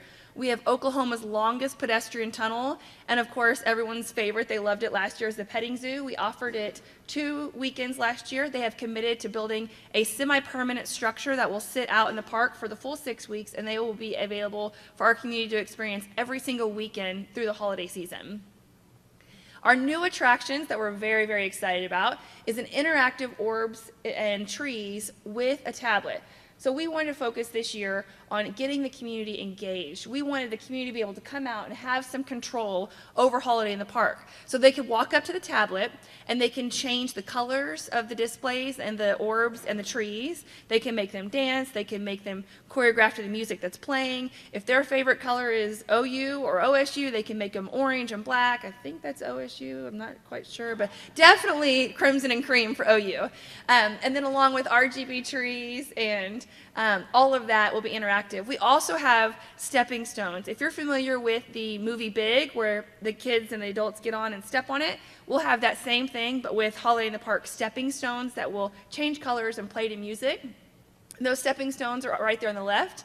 We're very, very excited to announce that we're going to have a 30-foot tall tree of life. This will not replace our main tree in the park, but this is a tree of life. We want it to represent and symbolize so much within our community. It will dance and play music, and we also have in the middle a wall of lights that will be choreographed to other events as well within the community, so it's all interactive. So 2 new things that you guys are well aware of, because it was just approved by City Council at the last City Council meeting, and we completed that within 7 days of your approval, are these 2 murals. So you saw these pictures last time when they were proposed murals. These are actual pictures of the murals that were completed within a week of your approval. So we were excited. We wanted to create, selfies are all the new rage now, so we wanted to create a selfie station. So what a better thing to do, the angel wings, so people can come out and take a picture, a selfie. And then, of course, the creator of SpongeBob SquarePants was born right here in Lawton, Fort Sill, so we want to celebrate our amazing people. So that's the other side of it for kids and youth. So we want to thank you for approving those murals. That was at no cost to City Council or community members. That was donated by the Shaw Brothers and the Chamber of Commerce. So our events that we have going on are the Frost Your Fanny 5K and Fun Run. We're going to kick that off. Last year we had over 200 runners and walkers come out for the run. This year we're hoping to increase that. Then we also have, our goal for Holiday in the Park was not just to provide a great light show, but we wanted to offer free things for our community to do. So the Holiday in the Park parade is free for people to come out and watch it. We will continue to offer Christmas movie nights for people to come out and watch a movie in the park for free with free popcorn provided by Arvest Bank. They can come out and hear stories with Santa. Christmas crafts in the park were also free. Weekly hockey games for our community to come out and observe, but also to play. Musical performances every single weekend, Friday, Saturday, and Sunday. Those are all free. The Living Nativity is free. And then, of course, at a small cost, you can skate on the winter rink or enjoy our hayride. We are working to keep our costs down, so hayrides will continue to be $2, which is, of course, the lowest anyone can ever find. So we are super excited about that. Open for questions. Thank you. Who are your committee members, and is that like a City of Lawton committee or what? So that's a great question. Let me pull out our committee members. Do you have that? It's right. So we have, for our committee members, I'm sorry I didn't include in the slide, we have myself, we have Teron Epps, Katie Madigan, Jack Hanna, Earl Mack, Jason Poudois, sorry Jason, mispronounced your name, Janie Billingsley, Cindy Coleman, Liz Miguel, Benny Brewer, Brandy Thomas, Donna Valentine, Christine James, Carrie Buckler Mays, Melinda Cookridge Grady, Tana Vu, and Shelley Fields. We try to get a person from different sectors across multiple businesses, public and private, nonprofit, and that way we have all the experience at the table we need.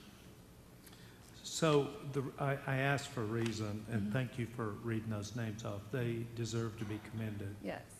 Because in just last year was amazing. And I hadn't seen this number before. If I had, I forgot.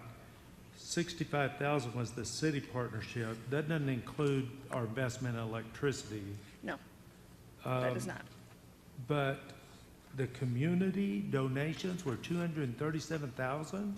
Yes, now that does not include the donations at the donation hut, which is at the very end, also raised $42,000, and that was 4 times the amount that it had ever raised in the history of Holiday in the Park, and then the ice skating rink raised over $40,000 as well.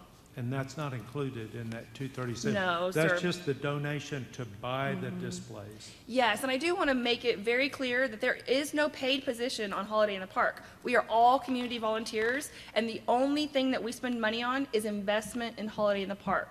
We don't do lunches, we don't do the staff when they're out there. Even when we have to feed 400 volunteers, we get that donated. So we have partners that come out and cook hot dogs and donate lunch and chips and water. So every dollar that's invested in Holiday in the Park goes directly to some sort of infrastructure for Holiday in the Park. Now, your next deal for 22-23 says city partnerships 85, community donations are 160. I realize that last year was a big push. Yes. And so this year's not there. The city partnerships increased, but I thought we gave you 100,000 on top of that. We did. Yeah, so that was last fiscal year. That was part of last year. So that was for the Chinese lantern display. So our original strategic plan was to do a Chinese lantern display in the park. After doing extensive research, we realized that due to our weather and conditions, in order to provide a Chinese lantern display, which is still an amazing idea, we'd have to have an indoor facility. The weather, they would not sustain the weather beyond 2 weeks. And they're very, very expensive, and so it would be an investment.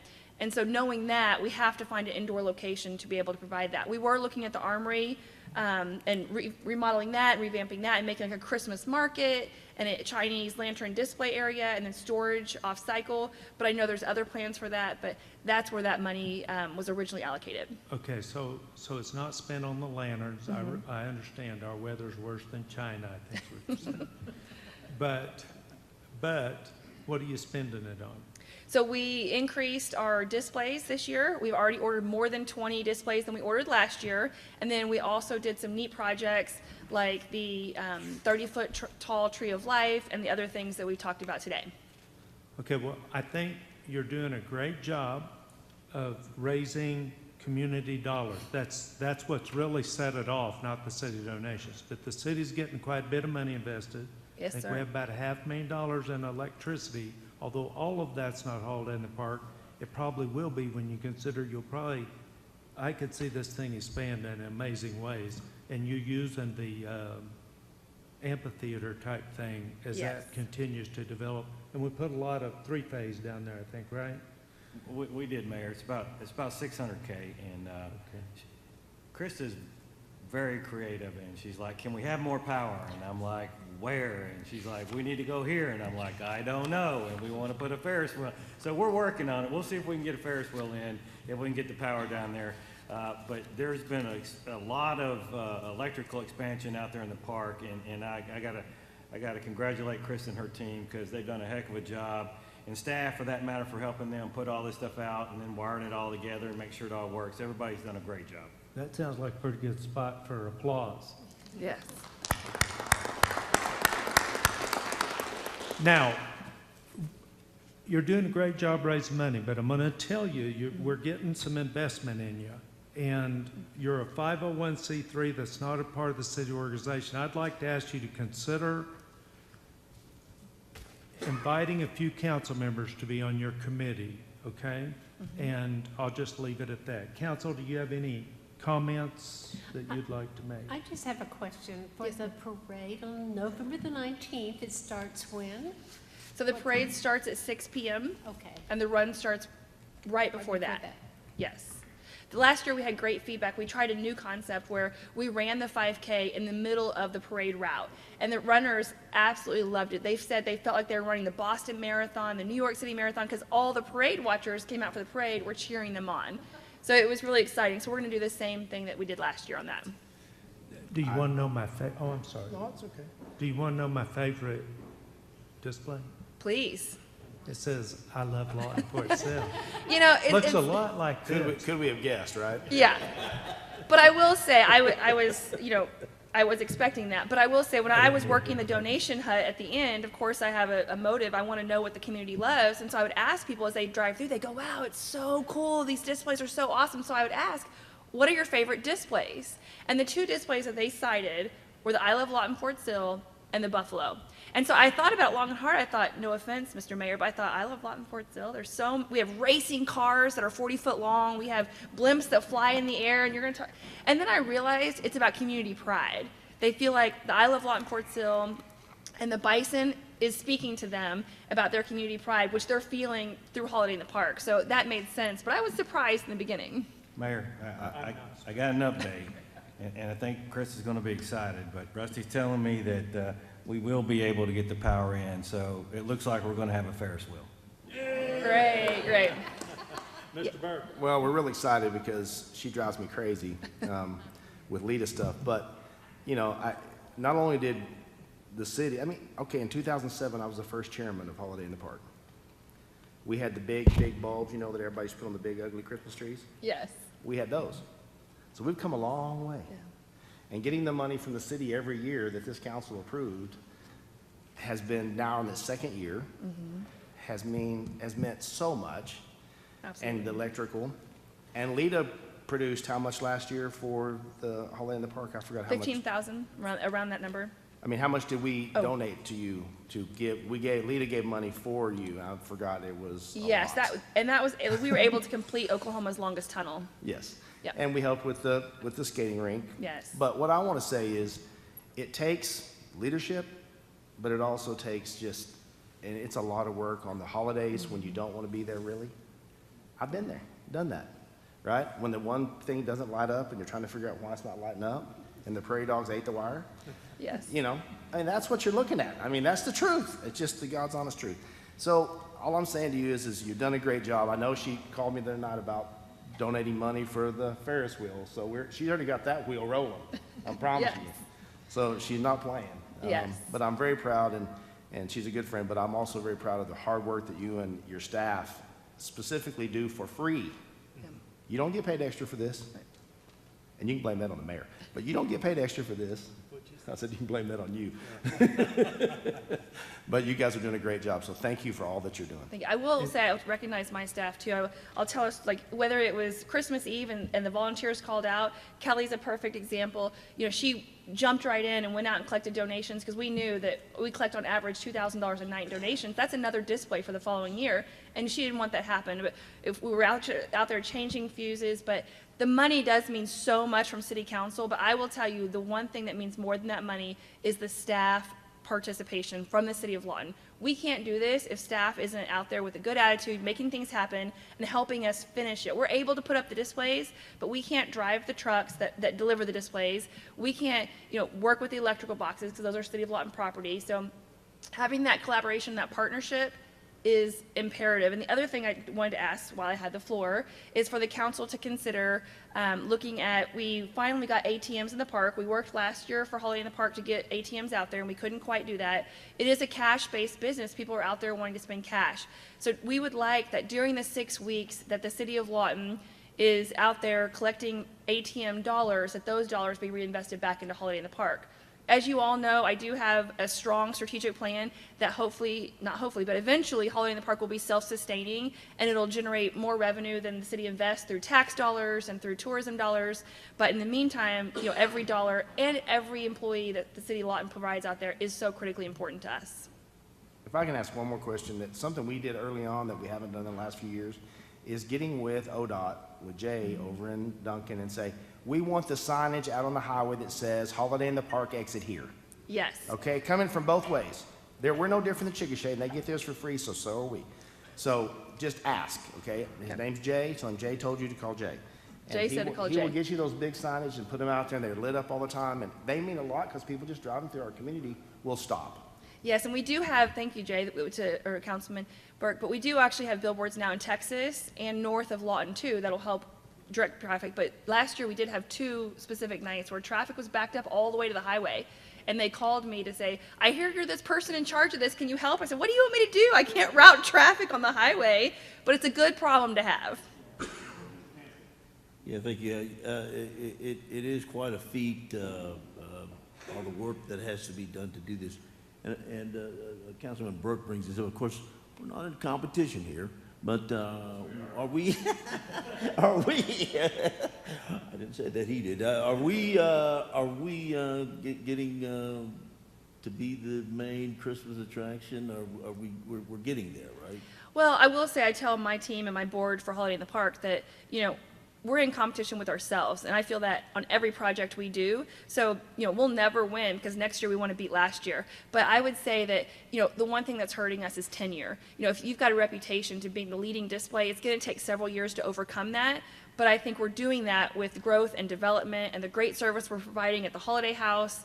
And of course, the Ferris wheel won't hurt that for sure. And like, for example, our ice skating rink. Last year, when another community surrounding us had to shut down their winter skating rink because it was too hot, ours was able to stay open. So we had visitors come down and say, you know, I drove to take my children ice skating and I can't, so I came down here to ice skate. So we're being very strategic on how we're spending the money to make sure we're growing and developing, but we are very, very close. Yeah, they got the camel. I wonder how much an elephant would cost. Just a thought. She's promised me that we're going to have something out on the water, like swans. That's all that I've always wanted, going across the lake. They're beautiful. She promised me. We're going to have floating Christmas trees, the first in the state, that will float on the lake, so it will reflect from all sides, so that's exciting.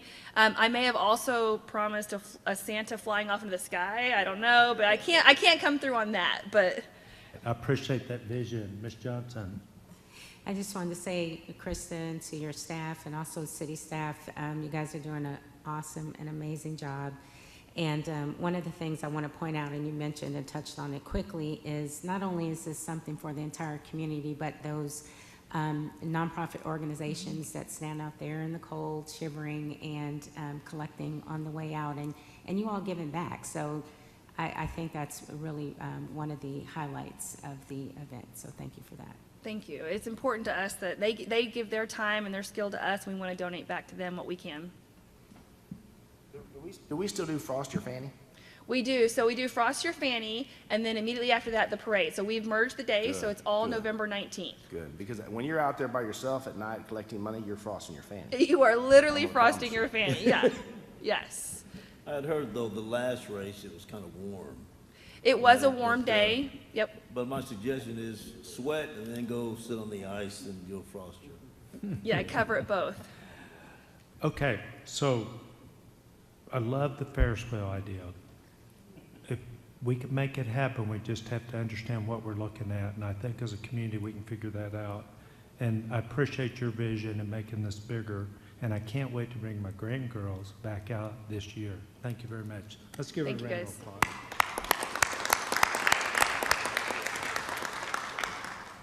And please consider including a couple, or at least offering a couple of council people. I know you've done that on the chamber City money goes to the Chamber for Tourism. Ms. Hankins sits on the board as a voting member and on the CDB, and I sit on the board as a voting member. So thank you for that, and I think that makes everybody feel good, and I think it helps the citizens as well to know that their elected officials are there. Yes, thank you for that feedback. I think it falls under Ward 2, Councilman Harris. We'd love to have you. Okay, I'm going to take you up on it. We meet twice a week right now. Thank you. That is a working committee. We're going to take a 5-minute break before we hear from the Honorable Nathan Johnson.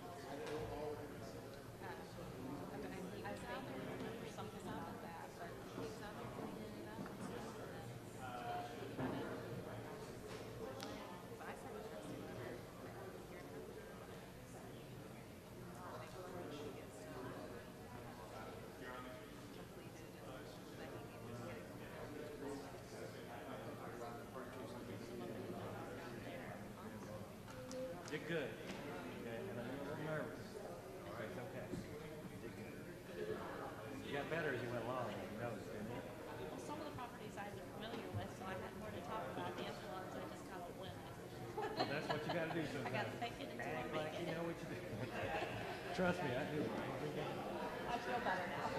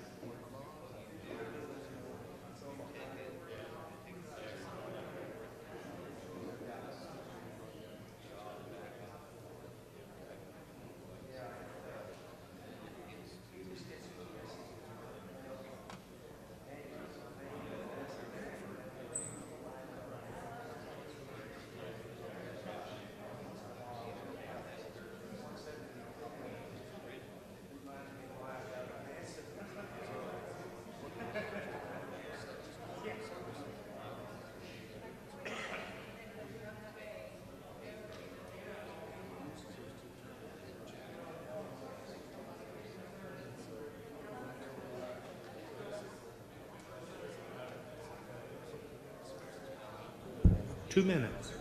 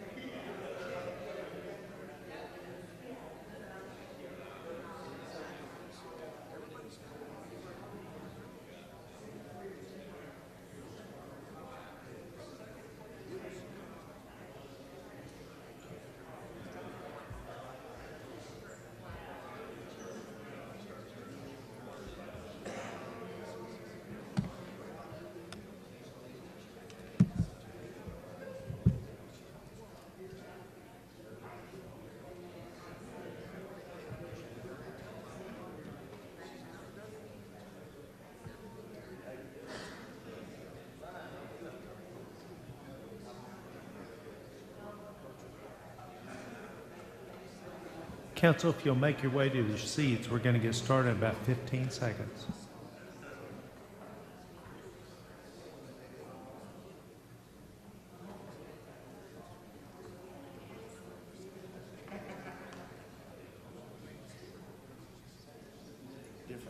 Okay, we're back from break, and we're going to start on item number 24. Receive a briefing from the municipal judge, Nathan Johnson, on municipal court and the possibility of becoming a court of record. Discuss the same and take action as deemed appropriate by the council. Your Honor. Thank you, Mayor, members of council, esteemed colleagues. It's my pleasure to be here today to give this report, and I hope that we get a chance maybe to talk about this further. Am I not being heard? I don't know. This one here is. Okay, talking to this. We might need you to use your drill sergeant voice. Well, the taxpayers have built me this beautiful courtroom, and it's wired for sound, and so my vocal cords may have gotten out of practice, but I'll do my best to call back those days of yore. This question about whether or not we should be a court of record is a question I got initially when I started this job, and as I sat in this room, this chamber this afternoon, and thought back to October the 27th, 2009, when the council appointed me to this position. This has been an ongoing consideration. What a court of record essentially is compared to what we have, which is a court not of record. A court not of record doesn't take any information or testimony and memorialize that. It doesn't take any pleadings, and it doesn't put those things, if they go on to appeal, into an appeal record. And so appeals from courts not of record in Oklahoma go to district courts where those courts are situated.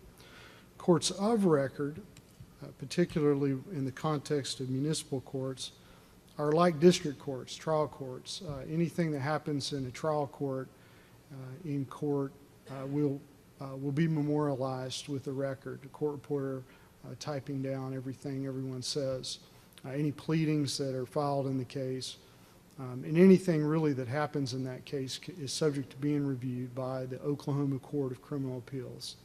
So that's the striking difference, essentially, between being a court of record and what we have.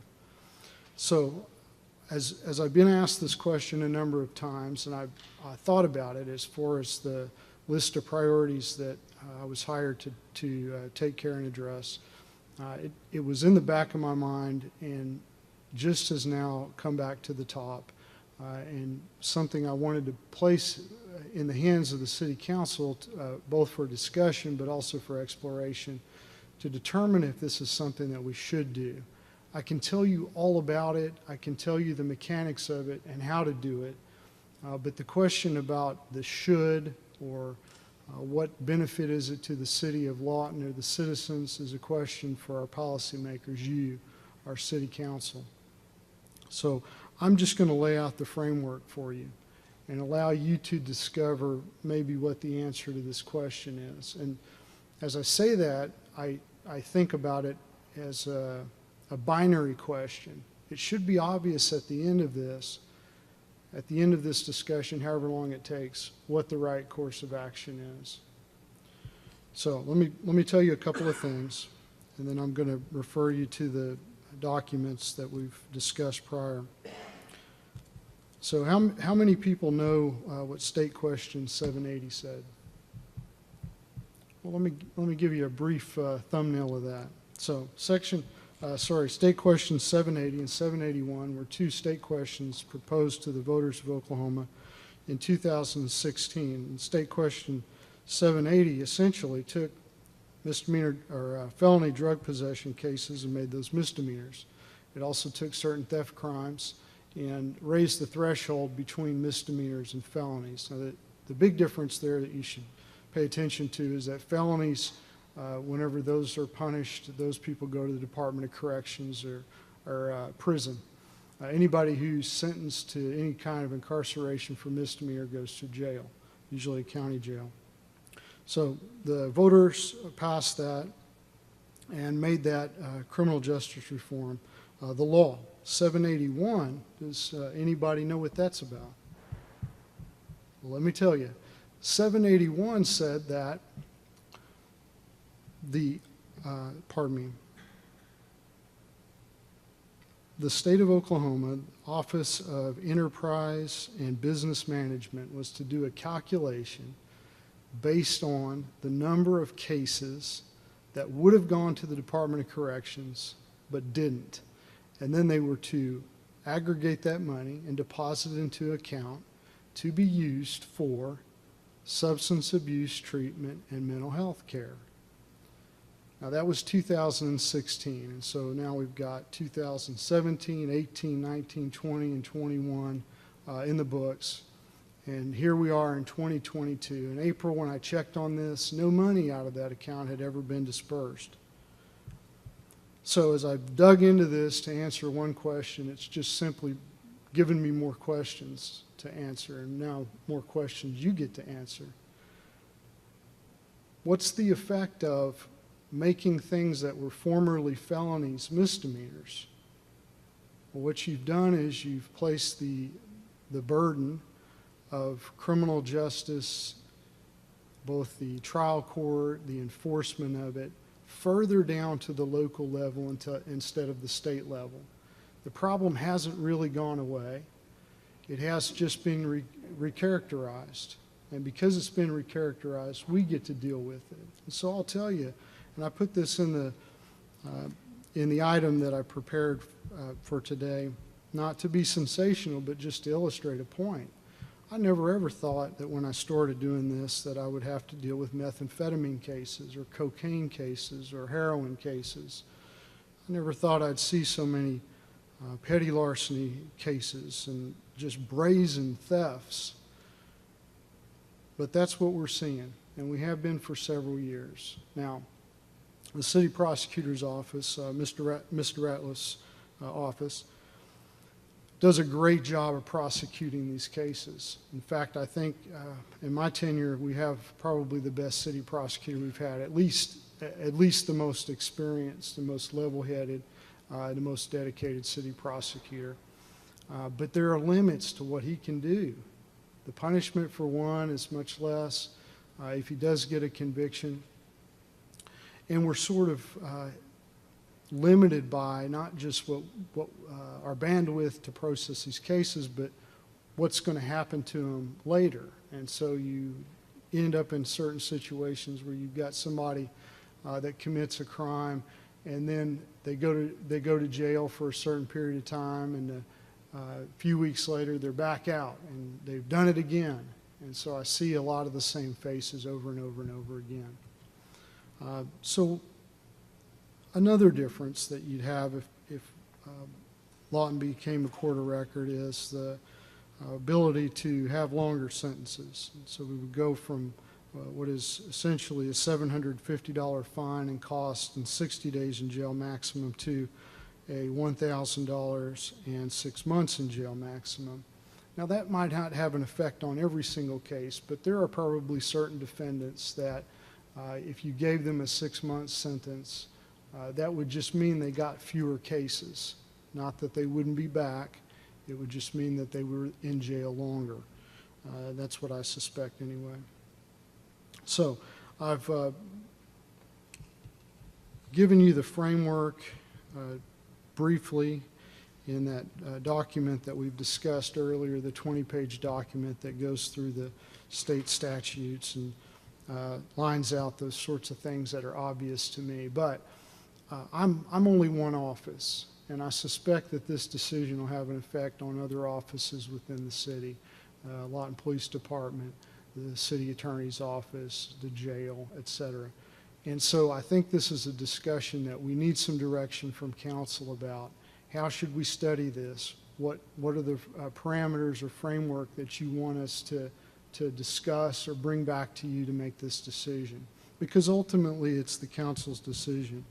And the standard, as I mentioned in that paper, is that you have to find as a body that the efficient disposition of cases involving violations of municipal ordinances, and this is the important word, necessitates creating a court of record. That's what I meant earlier when I said that this is it'll be obvious to us answer type question. Are there any questions from the council at this time? Mayor? Yes. Judge? Ma'am. In looking at this about the Oklahoma law permitting with populations of over 65,000, how many cities in Oklahoma have a court of records who are over 65,000? Right. That's an easy one. It's Oklahoma City and Tulsa. Those are the only two. Not Norman. No, ma'am. You know, now, we've talked about this now for I don't know how long, but, you know, my theory in all of this is we don't have more money to spend on things that we're not going to make any more money on. As a city council, as a city, our job is to watch out for our money. As I asked prior, in another time frame, I asked you, will the city make more money in fines? And is it higher than what the state gets? Is it as high as what the state gets? Is it high as what the county gets when they arrest somebody for DUI or have them for other things? And your exact words to me were, no. And so I just, in my mind, in my heart, I can't believe that it's something that we have to do, because there's a reason why those other cities haven't done it. And if it was a moneymaker, they'd do it. Now the state, they're getting all these fines, the county gets the fines, they put them in the jail, they have to take care of the jail. Well, when we built that new jail, we built it on the fact that we were going to keep the numbers low. That's why we didn't add the other 30 or 40 jail cells that we left off the plan, if you remember. This council chose not to do that. And we did it for a reason, but if you start adding DUI offenders, and sometimes I hear there's 30 a week in the county jail, do we have the room for 30 more people every week? And what about those that are other felonies that are going to stay for a lot longer than a week? I don't think we have the jail, even though ours is brand new and we're thinking about maybe overcrowding it and then having problems with the state because we're overcrowded now. I mean, the county's already got a problem. It's obvious. I don't want their problems. And if we're not going to make the money they're making, I sure don't want their problems. That's just a bad business decision. And so my whole thought in this has been, and we've been down this road for a number of years now, I just can't imagine taking on that burden that the citizens of Lawton would have to pay that fee. And we would end up having to pay it because we'd have to have more people to watch more guards, more, there's just so much more that goes with this. And I think you've been very honest with us and telling us the good and the bad. And it sounds good at first. At first, when you first told me, I thought, well, this is maybe not a bad idea. But then you start getting down to the nuts and bolts of it, and I can't see why. I just, in my mind, cannot see why we would try it. So, and I appreciate all your hard work in getting this together too, Judge. Thank you. Well, to be clear, this wasn't originally my idea. I've been asked to answer a question, and really nobody had before. I know the city attorney's office really wanted an answer to this, and so we sat down and did some work. But all those points that you made are absolutely valid. I think my conclusions in that paper were essentially we agree. So, thank you. Mr. Warren. Council, Mayor, I don't think, well, to preface this whole thing, we don't know what we don't know. Because in my way of thinking, public safety isn't a money-making operation. I don't think that what we do to protect the public from robberies and drugs and drunk drivers and things of that nature, I don't think that is something that the city ought to look at profit margin. It's not about that. It's about keeping the citizenry safe, lowering crime. Do we know that this would work? We don't know. So when the mayor and I met with the judge, I know going in, I was gung-ho, let's do this deal. I've read a lot of things about it. It's a great deal. We can fill in some gaps and this will be good. And the mayor was kind of like, yeah, I don't know. He wasn't really on board. And by the time we got done with our meeting, he and I had kind of met in the middle. And again, to say, we don't know what we don't know. What I looked at was the crimes that affect the citizens of Lawton the most. The crimes that you hear about, that people talk about, nobody wants to help me. They can't, my house was burglarized and nobody wants to help me. We don't know. I've heard complaints from police officers about, the same individuals over and over again. They're right back out again the next Monday. And do we know if we can fix that? We don't know, because we don't know from the number of arrests that we make. We have no idea what the outcome of those arrests are, because we adjudicate some of those, and some of those we send to the county, and we don't know what happens to them after that, as a general rule, unless LPD arrests them again and they're back there.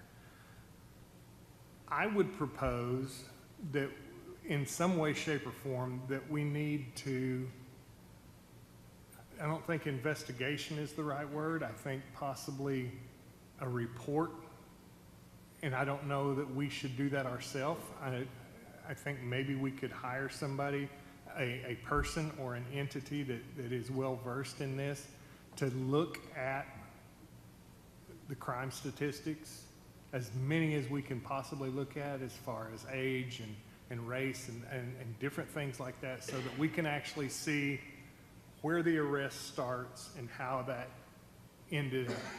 And if we can see recidivism of those individuals, I don't know how we would plug that into that, but there's a matrix someplace that tells us that there's something that we can do. Now, is court of record going to be that thing? I don't know.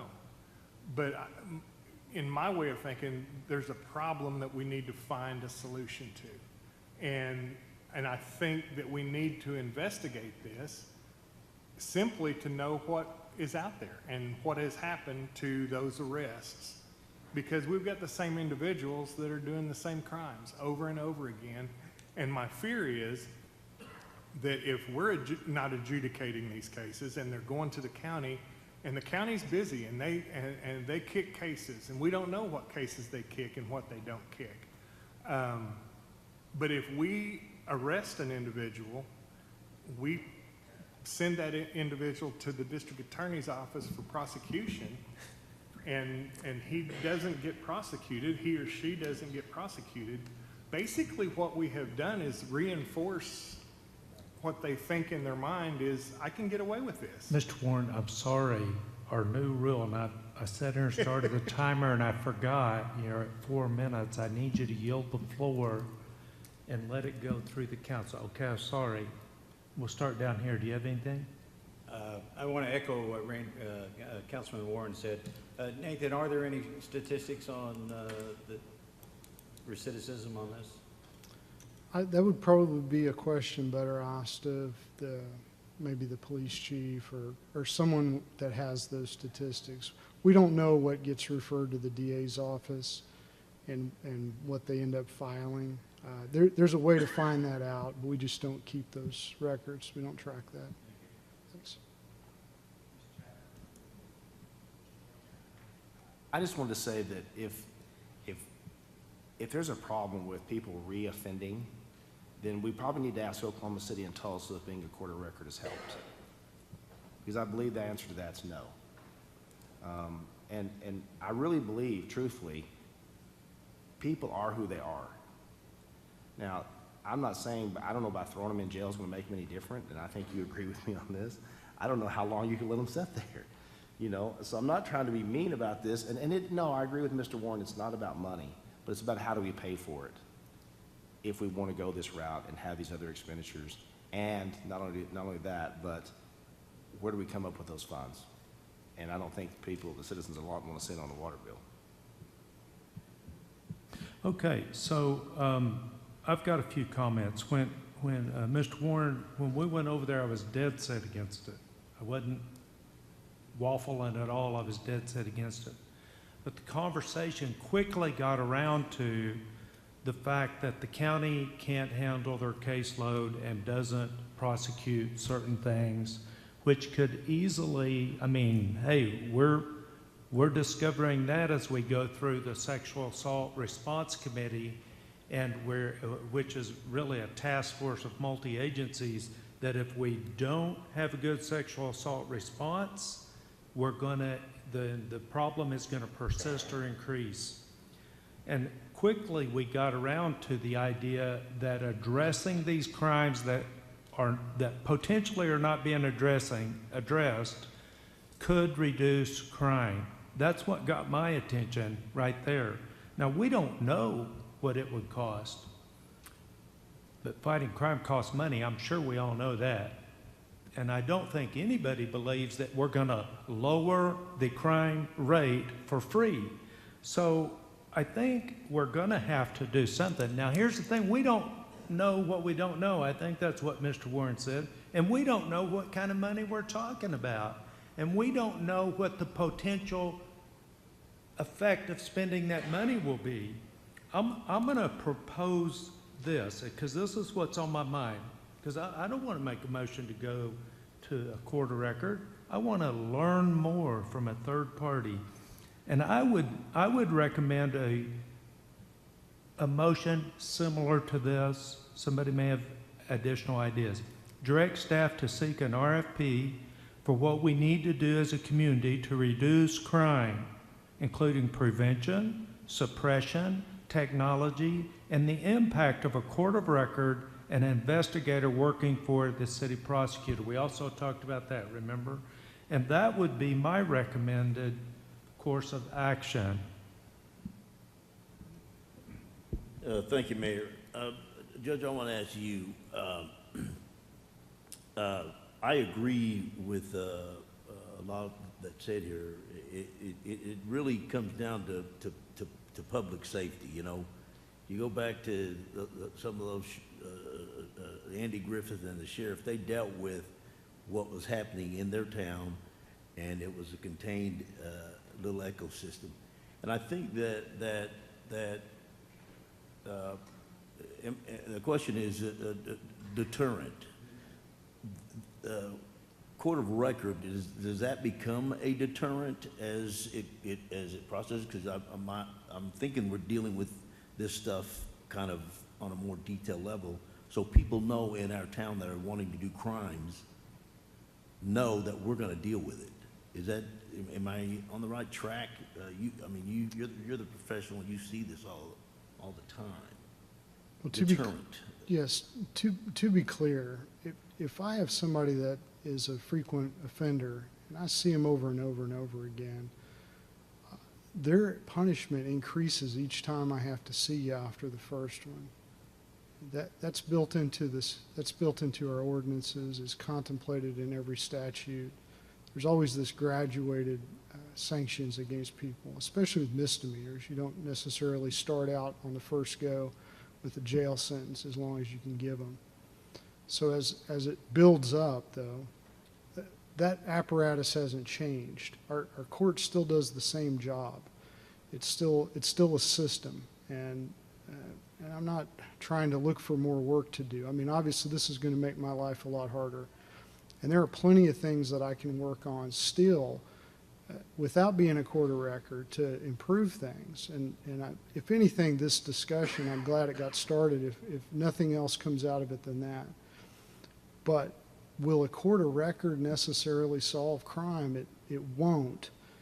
It will better address probably these misdemeanors that the county authorities are pouring their resources into serious crimes and felonies. So some of the misdemeanors, some of the things that are more frequent and more common to the average citizen, we've got to deal with them and essentially deal with most of them, if not all. I mean, the county will take some of these, but there's certain cases that LPD won't take over to the county because they're just, I will end up doing more for those cases than the county will.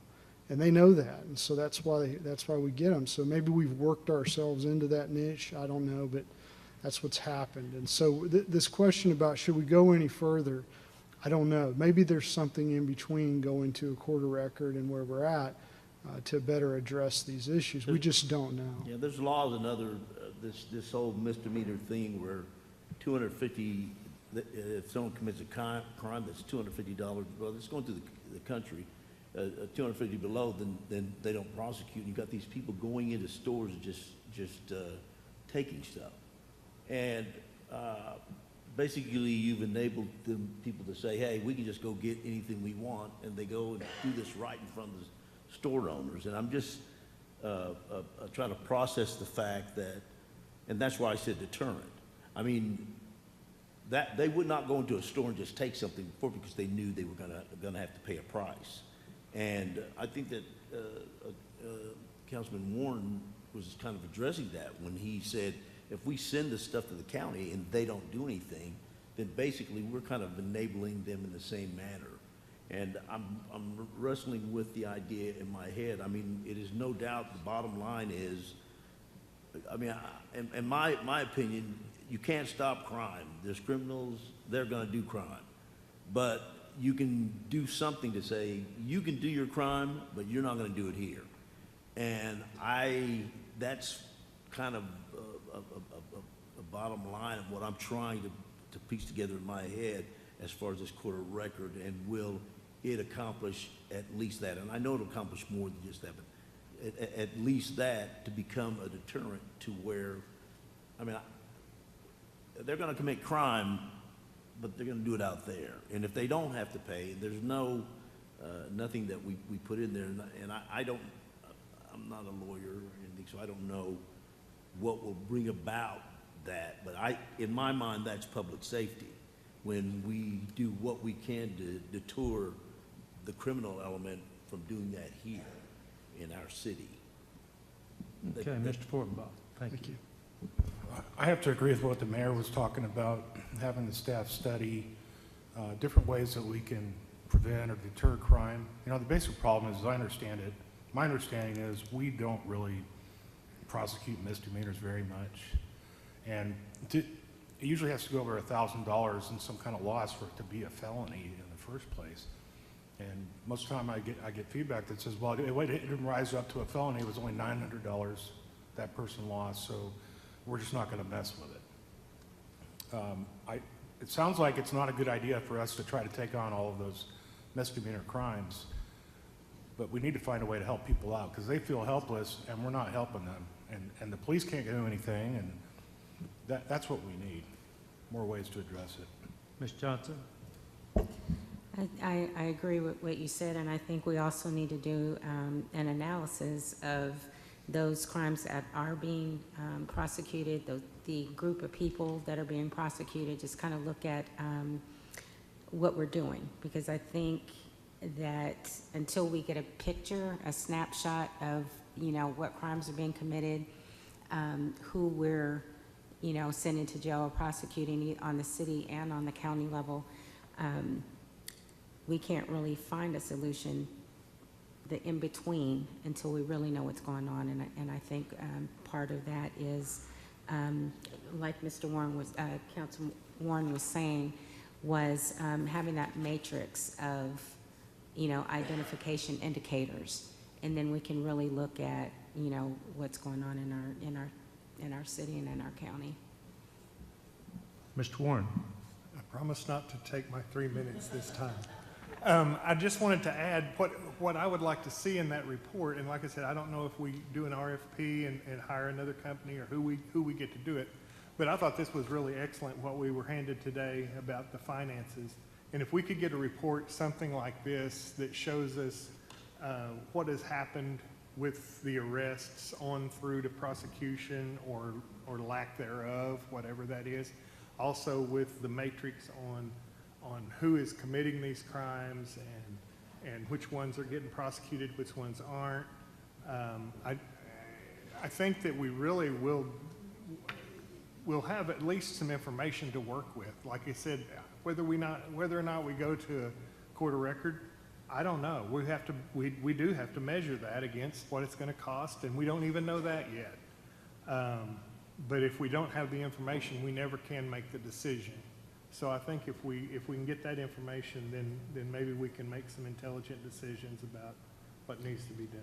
Okay, are you saying get the information before we decide if we're going to do RFP or anything? I would say, if I can make the motion now, I would just make a motion that we direct staff to put out an RFP that will accomplish the gathering of the information for the outcome of arrests, along with discussions with staff as to what staff's opinion is on what would help on lowering crime where it affects the citizens of Lawton. Okay, does everybody understand that motion? I don't want to repeat it. So is there a second? I have a motion and a second. Discussion or debate? I just had one question. Before, in the process that we're putting this RFP out, is that data readily available where we can start looking at that now? We track some of that data in the police department. Sorry, Judge. That's okay. We do track some of that data in the police department. We do have a crime analyst. I don't know if we've hired the crime analyst, Eric. Have we rehired that person? In the process. Once we have that person, we should be able to produce some of the statistics. I can't tell you if we can produce all of the statistics needed to make an informed decision, but I think we can get some of those statistics. Is that fair enough, Eric? Okay, any other discussion or debate? Can I add one thing, Mayor? Yes, sir. I was going to speak to Councilwoman Johnson. That some of the county data will be a bit misleading because it will include the entire county, not just Lawton. There's a way to drill down some of those things, but it'll have to probably come from LPD. If you go to District Attorney's Council, you can get their crime stats, but it will just be for the entire county, which, you know, there's some other kind of bigger cities, so it might not give us the full picture, but it'd be more interesting, I think, to see what Lawton State is. So hope that answers the question. And I think possibly in order to accomplish that maybe, and I don't know what's out there, how we have it divided out, but if we could literally pick a time period between 2020 and 2022, or whatever that time period is, and look at each one of LPD's arrests, and then chase each one of those arrests to its conclusion. And then whether it's in your courtroom or in the DA's office, that way we have a complete picture, I think, and that way we can filter out maybe all those other crimes and sentences that are in the county. Other discussion or debate? Please vote. Motion carries 7-0. Thank you. Consider an ordinance we're on number 25. Consider an ordinance pertaining to honorary designation of streets, amending section 251502, division 251, article 25, chapter 2, Lawton City Code 2015, revising and adding language for honorary designation of streets and establishing an effective date. Cliff. Good afternoon, Mayor and Council. I'd like to bring before you tonight some recommended changes to the current city code concerning the honorary designation of streets. Some of the reasons you'll see in the background is like the Heroes Boulevard. The current code does not allow for arterials or section line roads, so we would like to change that to allow the Heroes Boulevard to maintain. The current code also lists or specifies a white background with green lettering sign that is not in compliance with the Federal Highway Administration's manual on uniform traffic control devices, which does recommend it to be brown background with white lettering. And also we'd like to have this allow us to go back and to bring all the existing honorary signs into compliance with this new code with the exemption of Heroes Boulevard. Any questions? Move to approve. Motion for approval. Is there a second? Okay, we do have a second. Discussion or debate? Mr. Hampton. Yes, usually the process of the renaming of the streets outside of the changes that you made for color and whatnot, usually they come before the council, and the council okays that honorary name or the changing the name of the street. Correct. All designations would come directly from the council. Yeah. And again, this is not officially changing the actual address. This is just designating the segment as being an honorary for whatever individual you see fit. Well, under A, where it says, the last sentence that talks about the universal control is published by the federal administration or directed by the city manager, that doesn't deal with it. It's not coming before the council still, does it? No, that doesn't. It really goes back to the Heroes Boulevard. We want to make sure that there is some type of vehicle in there to allow for discretionary changes, whereas the Heroes Boulevard is not brown background with a white lettering. So that would technically not be within that compliance. So that just gives us that language to be allowed to bring Heroes Boulevard into compliance with what we're asking. So it's not changing the name, but changing compliance to state law and that sort of. Correct. It's a Federal Highway Administration that writes the guidelines, and that's what specifies the brown background with white lettering. So the current ones we have for VFWA, Stanley Haywood, where we have the black and white lettering, we have the white lettering with green, white background with green lettering. It'll all be brought into one compliance, with the exception of Heroes Boulevard. Okay. Thank you, Cliff. Mr. Mayor. What difference does it make whether it's a white background and green lettering or a brown background and white? Again, this is a manual written by the Federal Highway Administration that recommends that memorial dedication signs are in this color scheme. Of course, it is a guideline, but you always have to understand as a motorist, the whole intent is that as you're driving, that the signage is clear and conspicuous. So when you start messing with the green and white, it can add some confusion to the motorist. So having it specifically brown kind of distracts you or allows you to be able to make your quick decision as you're driving as to what that address is. So if you have a green background with white lettering and on top of that you have a white background with green, which has a totally different name, it could add driver confusion. So by having that differentiation will help the driver, we believe, and the assistant, and I believe the intent of the Federal Highway Administration. It's sort of like, we use red for stop signs, we use green for road direction signs, we use yellow for yield. It goes along with those universal color schemes that allow you to quickly identify that that's not a traffic management sign, that's an information sign or something along that line. So the Heroes Boulevard's the wrong color? Okay, cool. By the way, I like your tie-tack. Any further discussion? I just wanted to, and I think we covered it, but I just wanted to make sure that the citizens understood that what we're talking about is only the honorary name that is added to the top of the pole. We still do not do name changes for streets. Correct, and this And the other thing that is important is it's difficult enough sometimes to get around Lawton when we have the corner of Williams and Williams and the corner of Euclid and Euclid. So whenever you confuse it with signs that are the same color, it makes it even more difficult for somebody that doesn't live here. I have missed those intersections somehow. Any further discussion or debate? Please vote. Oh, we got to read the ordinance. An ordinance pertaining to... Hold on just a minute.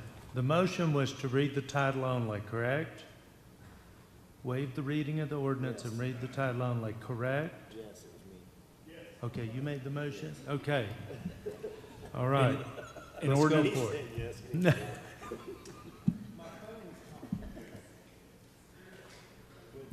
An ordinance pertaining to the honorary designation of streets, amending sections 251-502, Division 251, Article 25, Chapter 2, Lawton City Code 2015 by creating a uniform sign and placement standard, providing for severability, and establishing an effective date.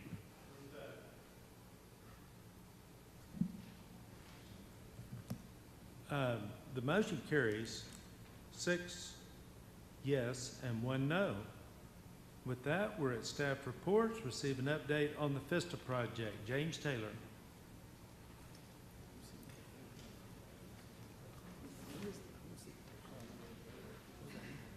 Did you hit no? So do you want to correct that? Tracy? Mr. Burke made the motion and accidentally hit no.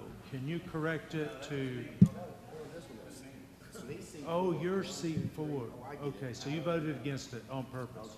Okay, that's fine. Tracy, it is correct. I'm sorry. Mr. Taylor, Mr. Mayor, have you seen $20 million lately? we're getting there. Okay, let's talk about it. Let's talk about it. First and foremost, on behalf of the FISTA Development Trust Authority Board, thank you for the opportunity to allow me to provide the following update. The FISTA Innovation Park continues to generate positive and engaging interest at the right levels in government, defense, academia, and innovation for support to the Army. In the Army programs, requirements, and development of concepts, prototyping, and production for rapid modernization to support our warfighters. In the Business Integration Center, the current attendance that we have, the only change that we have there is Dynetics, given that they were recently purchased by Leidos, so it's a combination of Dynetics and Leidos. The others remain the same. The only thing to add to that would be the University of Oklahoma Advanced Radar Research Center. They have a cubicle, and Oklahoma State University does the same. Oklahoma State University, USRI, which is their drone program, received the $250,000 grant from the Mann Foundation for STEM education, drone integration, and project-based learning. FISTA One, I'm negotiating right now long-term contracts. CamGen has signed theirs, so we have the first in there. We have 7 others that are in the works to be completed here in near term with their specific requirements of their programs that they do have. and 2 academics institutions that are part of this. Vista construction update, 81% completion as of yesterday. With regards to phase 1, that's the 31,000 square feet within the former Sears building, Vista 1. With that is the Vista front sign. If you drive by, you'll see how that is being completed now. And they're finishing up the electronic sign to be hung here before the end of November. High security fence, all that we lack right now are the motorized elements on 2 of the 4 gates. The other 2 are swing gates because of their close proximity to fire hydrants. Ongoing meetings with Fort Sill organizations. That is dealing with security, both physical as well as industrial and facility.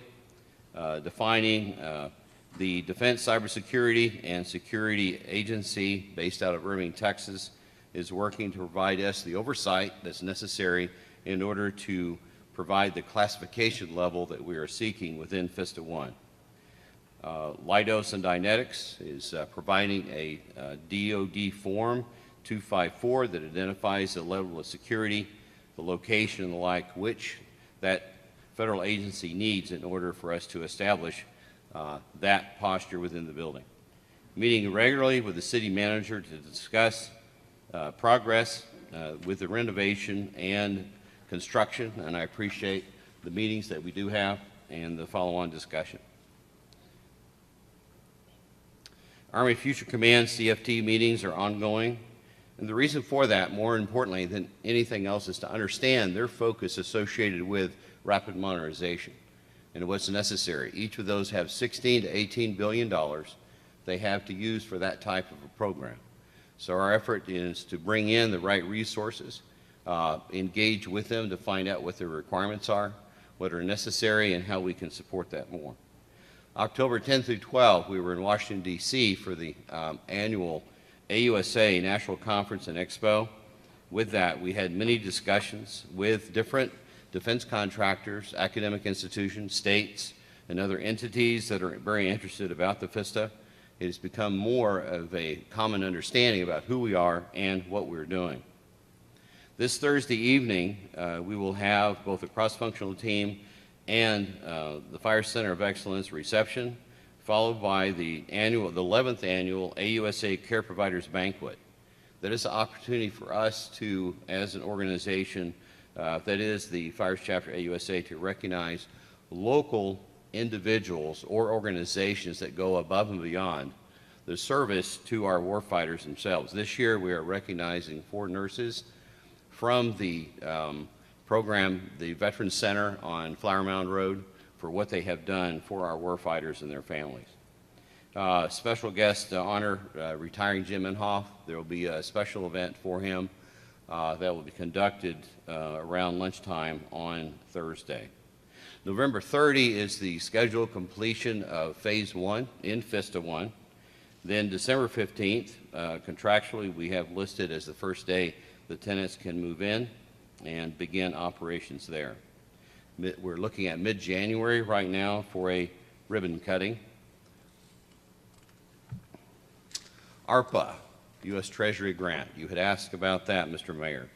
So the monies will go through OCAST, which is the Oklahoma Center for Advancement of Science and Technology.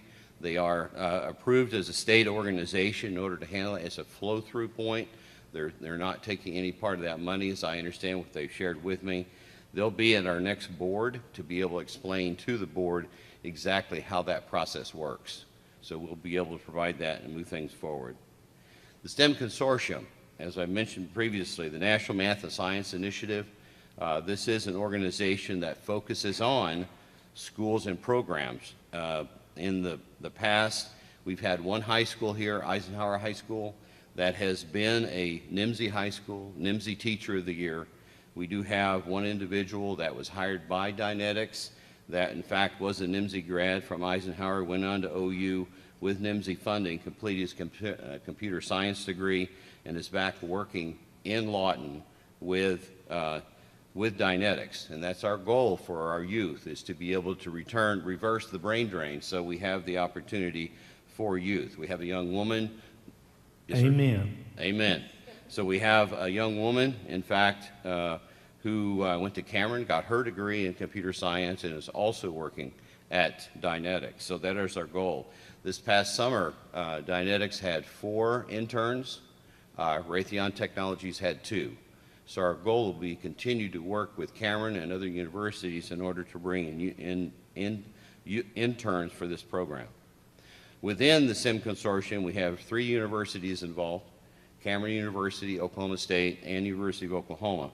They'll be an active part of this with their programs, as well as Great Plains Technology Center, which is becoming a greater interest because of their training and development programs that we know historically that we've had through Goodyear, where they have trained many of the staff with regards to the maintenance side of the house for their programs for many years. The defense contractors that are also part of the consortium and innovators that are with that.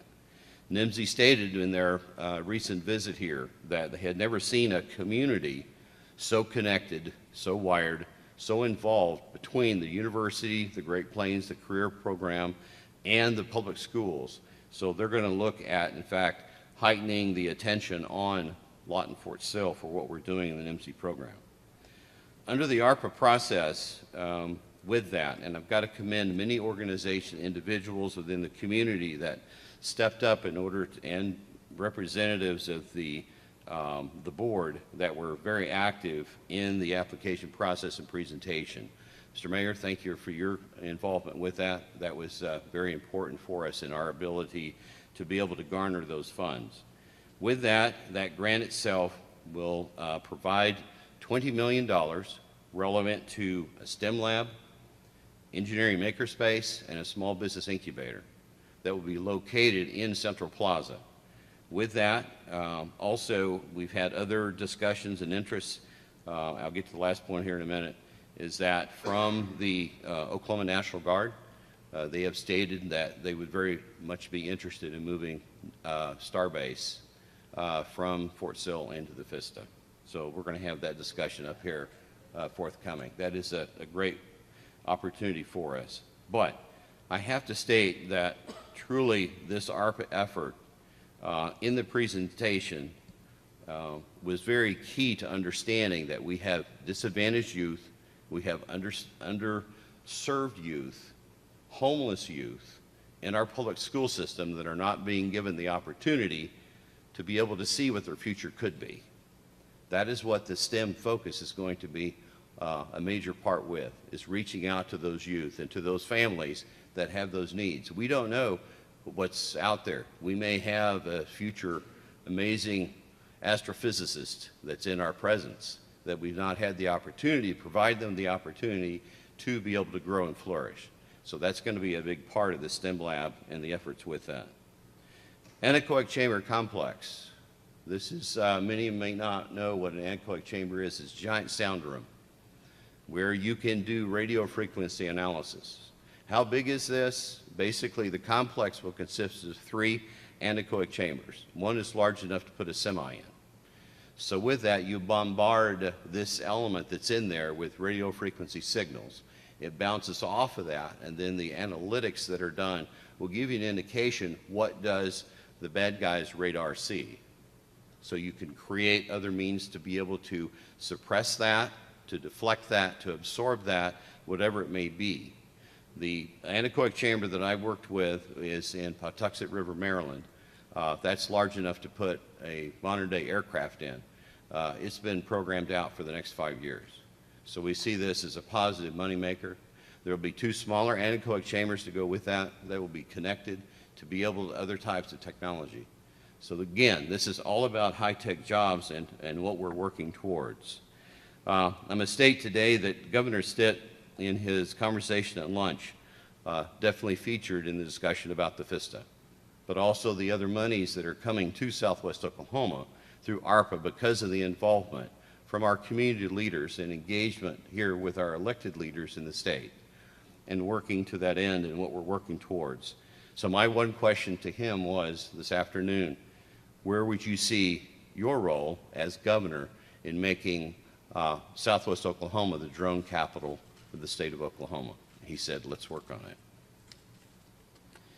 So, in closing with that, I want to say that again, without the leadership of this community involvement associated with the FISTA, we would not be where we are. The challenges that are there, the opportunities that we have to serve our Army and our families. Questions? I know we got 20 million but how much was the McMahon grant and what was it for? $250,000, of which 100,000, it's in two $125,000 iterations for the first 2 years. After that, Oklahoma State takes over the program and pays for it in full. It pays for an aerospace engineer to be here to work with us, and they're doing that. Plus, we'll have 2 summer camps. Now, I know what you have done with regards to the TIF monies associated with that, provide those summer camps. So, right now, it's still in the development phase, but November 19th in FISTA 2, we're looking at having professional drone races. With that, bringing in teams from Kansas, Oklahoma, and Texas to participate with this. OSU will be there doing a workshop. Okay, when's the makerspace ready? Say again? When is the makerspace ready? That's going to be, first of all, we'll have to understand the funding, how it's going to come to us. Okay. Then, with that, a committee will work to actually put that element together. Okay. I'm looking for a place for STEM camps this summer, but you're telling me that's not going to happen by summer. I get No, that. sir. I have a comment, and I think we closed in January of 21 on the mall, right? In less than 2 years, we're up to 45 to 50 jobs, right? Yes, sir. That's pretty lightning speed for industrial development. It is. I know we've taken a beating over this council, but we're making progress, and everything seems, I mean, the state believed in it for 20 million.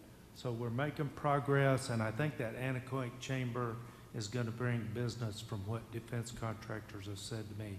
Thank you. Questions or comments? Yes, James, the anechoic chamber, will that just be used by one company? Will it be used by all the companies? Will it be open for other companies that are not a part of FISTA to come in and rent out? Great question. Basically, it comes to who is willing to pay to use it. Who has a form of technology that needs an anechoic chamber. It would be open to anyone, not just defense, but industry, future technologies, other things to that end that you'll be working and needing RF analysis for. That can, in different Oklahoma departments, universities, and the like, whatever they may need. Yes, sir. Okay. Thank you all very much. Yeah, Thank you. Appreciate it, James. Mr. Taylor, I just want to make one comment. I certainly do appreciate your ability to have oversight over everything that's going on with this project. And I'm amazed at your expertise in being able to pull all of this together, you and your team, and to say that I appreciate all, I'm sure the rest of the council does, all that you're doing for the citizens and the city of Lawton. Thank you very much. And Michael has a staff introduction. Mayor, before we head upstairs, boy, you get real close, it gets loud. Before we head upstairs, I'd like to introduce someone. So Dwayne, why don't you bring up Mitchell Dooley and introduce him and have him give him just a little rundown of where he's from and why he's here and what he's going to do for us.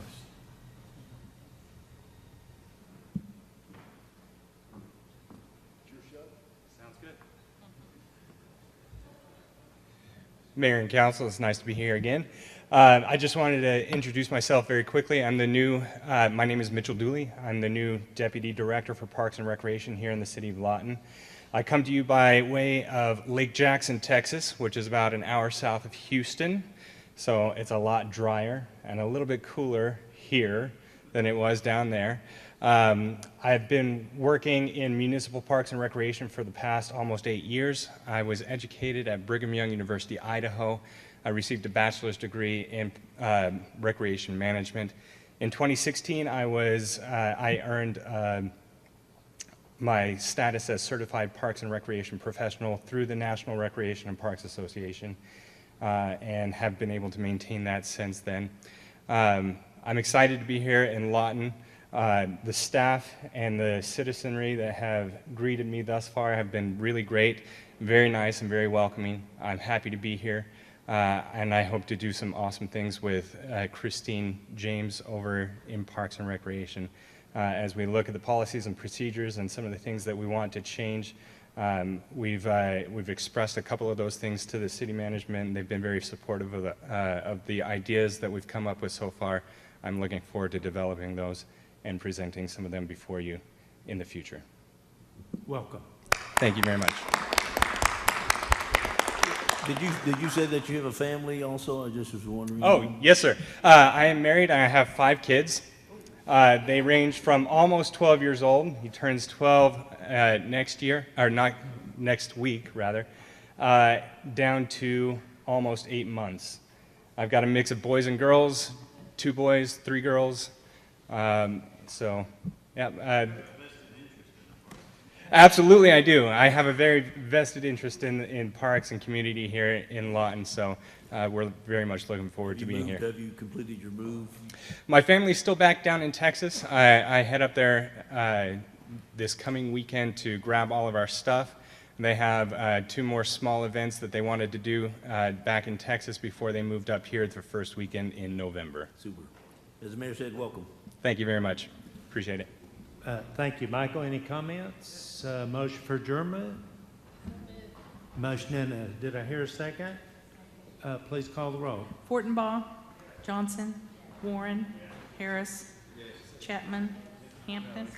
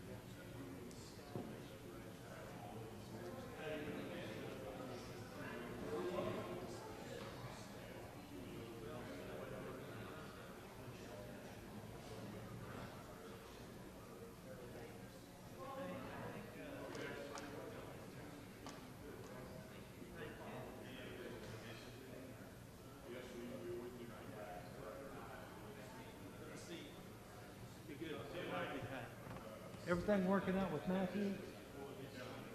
We need to go out and eat. Okay?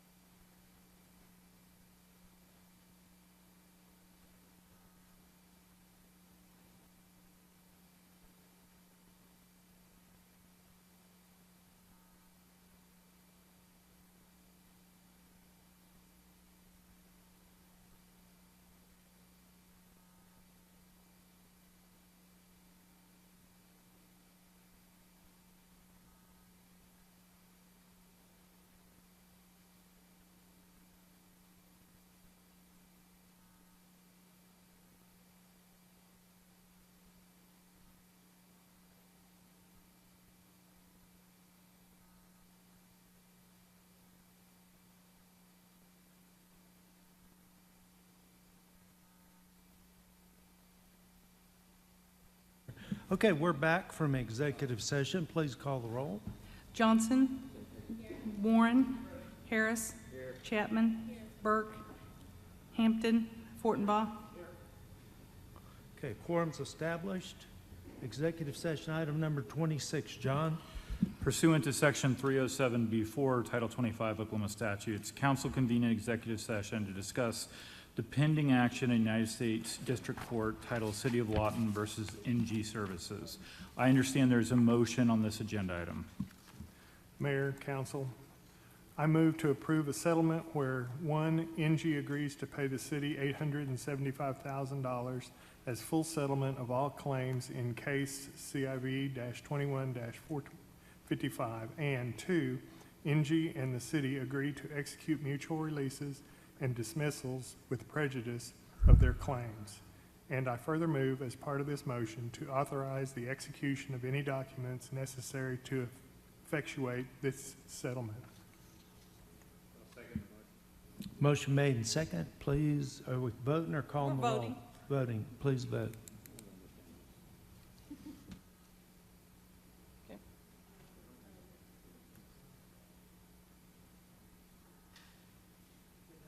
That motion carries 6-0. On the addendum, executive session item number 1, John? Pursuant to Section 307B1, Title 25 Oklahoma statutes, council convened an executive session to discuss the employment and discharge, i.e. probationary release of Community Services Director Janet Smith. I understand there is no action on this agenda item. Motion for adjournment? Did somebody fall? Sneeze. I think we had a sneeze. Okay. All right. Somebody made a motion and somebody seconded it? And please call the roll. Warren. Harris. Chapman. Hampton. Fortenbaugh. Johnson.